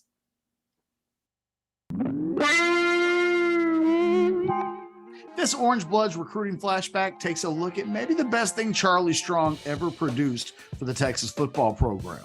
What is that, you ask? Identifying Sam Ehlinger as the quarterback of choice for the 2017 recruiting class and then landing his commitment. For those who might not remember, Ehlinger finished as the nation's number 115th overall prospect in the 2017 Rivals recruiting rankings, the 17th best player in the state of Texas, and the number 5 dual threat quarterback in the country. While rivals eventually came around on Ehlinger, I'm going to pat myself on the back a little bit for ranking Ehlinger as a top 10 prospect in the state and the number one quarterback in Texas before he ever received a scholarship offer. SMU was technically the first school to offer Ehlinger, but it's important to note that right after the Mustangs came after him with an offer, Houston head coach Tom Herman followed. Not long after Herman offered, Ehlinger received his first Power 5 offer from Charlie Strong and the Texas Longhorns, an offer Texas fans have been anticipating since a terrific display by Ehlinger at the Texas Elite Quarterback Academy in mid-June. According to Ehlinger, Texas OC Sean Watson told him that they weren't going to offer any other quarterbacks in the 2017 recruiting class. Quote, "They're not going to offer anybody else," end quote, Ehlinger said. 9 days later, the lifelong Texas Longhorn fan, you might have heard about that over the years that followed, committed to the Longhorns. Quote, "Been a Longhorn since day one. I'm truly blessed to say that I'm committed to the University of Texas," Ehlinger announced on Twitter. There wasn't a lot to Ehlinger's recruitment for the better part of the next 16 months as he finished his junior season, competed at the Elite 11 finals going into his senior year, and then went on to begin his senior season in 2016 at Westlake without any distractions. Yet a thumb injury ended his senior season prematurely at Westlake, and it coincided with a horrible 5-7 year for the Longhorns that ended with Strong's dismissal. Suddenly, there was some doubt about his future for a day or two. Almost as soon as Tom Herman was announced as the Texas head coach, he met with Ehlinger to ensure that the player he first offered nearly a year and a half earlier, and before Texas ever offered, knew that he was at the center of all of his plans while on the 40 acres. Following that meeting, Ehlinger locked back into his commitment, and the rest is Longhorns history. Ehlinger was the best part of a 2017 recruiting class that Ehlinger often joked was nicknamed the shit-stain class because of the small reputation it had upon its arrival. It ended up being a class that produced 4 NFL players: Ehlinger, Sam Cosmi, Taquan Graham, and Josh Thompson.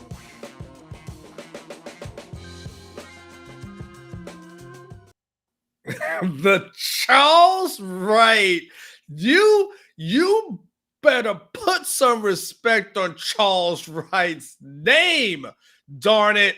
I need some respect on him. What are you guys talking about? UT Arlington.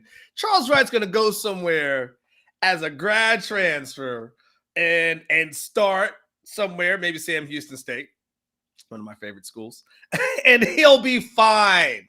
He'll be fine. Charles Wright's living his best life. I wonder if Charles Wright's got an NIL deal. I don't know. It's kind of a random thought. Hey, but nonetheless, and by the way, who was it that had the most hilarious? Jimmy D said, how do you get an OU grad off your porch? Pay him for the pizza. That I don't know if that's an old joke or not. It's new to me, and I absolutely will be able. I'm going to use that for Texas OU week. I will absolutely do that. And no, he is a take at Sam Houston State. He is a take. That's how good Charles Wright is. You guys are sleeping on Charles Wright. You guys are sleeping on him. I will not allow you to disparage the good name of my good friend who I've never met, Charles Wright. And no, I don't know a soccer mom who goes to his high school or lives in that area or anything to that effect, but you will not disparage the name of Charles Franklin Wright. And Franklin is not his middle name. I just made it up. So nonetheless, all right, listen. We're going to start to wrap this thing up in a second. I've enjoyed myself. I've had a really good time. I've had a really good Monday. I thank you guys for listening. Thank you guys for enjoying. Listen, one more like this football thing. So yes, Steve Sarkisian will be speaking at 4:15 today. I think he's also going to speak on Friday of this week. There will be a scrimmage this upcoming Saturday. So they'll have one more. That one will be in the afternoon. That's going to be like a 2:30-ish start. That will be more geared towards getting ready for Rice, the kickoff of versus Rice. And so that's one's going to be a little bit later in the afternoon because you're going to have a 2:30 kickoff as well. So get the guys out in the heat, get them out there is going. So that's kind of the housekeeping kind of agenda that they're going to have for the week. I think they're making players available to us on Wednesday, but I think it's the afternoon. It's the first day of school. Like, I mean, if it's a choice to do an interview and a player or picking up my kid, I'm probably going to have to pick up my kid. I don't think that's going to go over well with me and Child Protective Services. So I'm probably going to have to get my kid. But that's kind of what's going on for the rest of this week. Listen, it's a good time. This is a good time of year. You guys we're only a few weeks away from the start of the football season. We'll be only a few weeks away from an Overreaction Monday that will be talking about the game. It'll be Rice and all the other ones that come after that. So it's a good time to be alive. It's a good time to be a Longhorn fan. Again, I'll have some updates for you today so you'll know what basically Jordan Whittington is doing and where he's at. Hit like on the video if you made it this long. Hit subscribe to the channel. Let me also tell you about the other shows that we've got coming up. Today at 12, we've got Chad Hastings. And of course, we have Geoff Ketchum, who will be back. Hopefully, he'll be happy by that time. From 12 to 3, that will be House Divided that is occurring. From 3 to 5 p.m., shortening up just a little bit. So from 3 to 5 p.m., we'll have the Rodcast, Rod Babers, with all his great insight and all of his great takes. So there's really no reason to leave it. And then, Blake, do we have anything ready for the Wednesday announcement yet? Because I know they announced that on Twitter. Do you have that? Not yet. Okay. Well, coming up on Wednesday nights, by the way, there's going to be an addition to our show, addition to our channel on Wednesday nights starting at 9 p.m. What was Blake? Give me the name of what did they have the name of the show yet? I saw Bo's tweet. Yeah, it's the OB Outsiders. The OB Outsiders. Go ahead and break it down of what's going on, Blake. Give us what's coming up. Yeah, so it's former radio guys, former UT players. Going to have a lot of guests on, starting out just once a week on Wednesday nights, and then as we get to the season, I think they're going to do 3 nights a week. But it's the OB Outsiders. It's going to be 1 hour, a lot of fun, breaking down the games, talking crap. I mean, think of a Barstool Sports style group show with a whole bunch of different personalities. Yeah, and you're a part of this too, right? I saw you is in this. I'm gonna be producing behind the scenes, helping them out. Okay. You're not on air. Maybe at some point, but here and there. yeah. By the way, your internet does look way better now. Yeah, I can keep my camera on during the shows now behind the scenes because I got the better internet. Yeah, he used to have horrible internet, guys, and I told him about that Google Nest thing, and that thing it's the best thing. It's the best thing that ever happened. Forget the Wi-Fi extenders or anything. Yeah, you forget Wi-Fi extenders, forget any of that kind of stuff. He's got the Google Nest in there, so that will start on Wednesday nights. So this upcoming Wednesday at the nighttime. So you absolutely have no reason to go anywhere else. And by the way, this is just the start of us expanding and having some new shows that are going to be here on the OB Live channel. These are going to be fun. Oh yeah, we still got so we got prediction shows that are coming up really soon. We're probably starting next week. Next Friday, we're going to have some prediction shows that we get there with Prize Picks, who was a great sponsor with us. We're going to have the post-game show coming up soon with my main man, Adam Lowy, who sponsors that one. That's coming up in a couple of weeks. You literally have no reason to go anywhere else. We will be with you darn near 24/7. Who wants a show? No, I'm just joking. The Charles Wright show on no. Charles Wright's show when he and I just kind of break down the life of Charles Wright and everything that he's doing. I just want to know, like, Charles, what's it like to be you, Charles? That's my first question. What's it like being Charles Wright? I hope he speaks in the third person. Right? That would be my love. Charles Wright, you're like, well, Charles Wright make it do what Charles Wright's going to make it do. Like when Charles Wright's at practice, what Charles Wright is trying to do is Charles Wright's trying to learn. Charles Wright's winning championships. Yeah, Charles Wright. I hope Charles' swag. Like, I want Charles to come in with a do-rag. Like that. That's my hope with Charles. Like, I'm hoping Charles gets swagged out. Like, I want the Charles Wright show here on OB. Coming If soon. you guys want to sponsor that for an NIL deal, feel free. All right, guys, that's it. I'm going to wrap up. I am done for today. For Blake, who's been producing behind the scenes, for obviously Geoff Ketchum, for everybody else, make sure you stay tuned to the channel. Like I said, we've got Chad, we've got Geoff coming up soon, Rod Baby Show coming up next after that. So you guys take care. Take care. I'll talk to you soon. By the way, remember what I always say, live each day like it was your last. One day it will.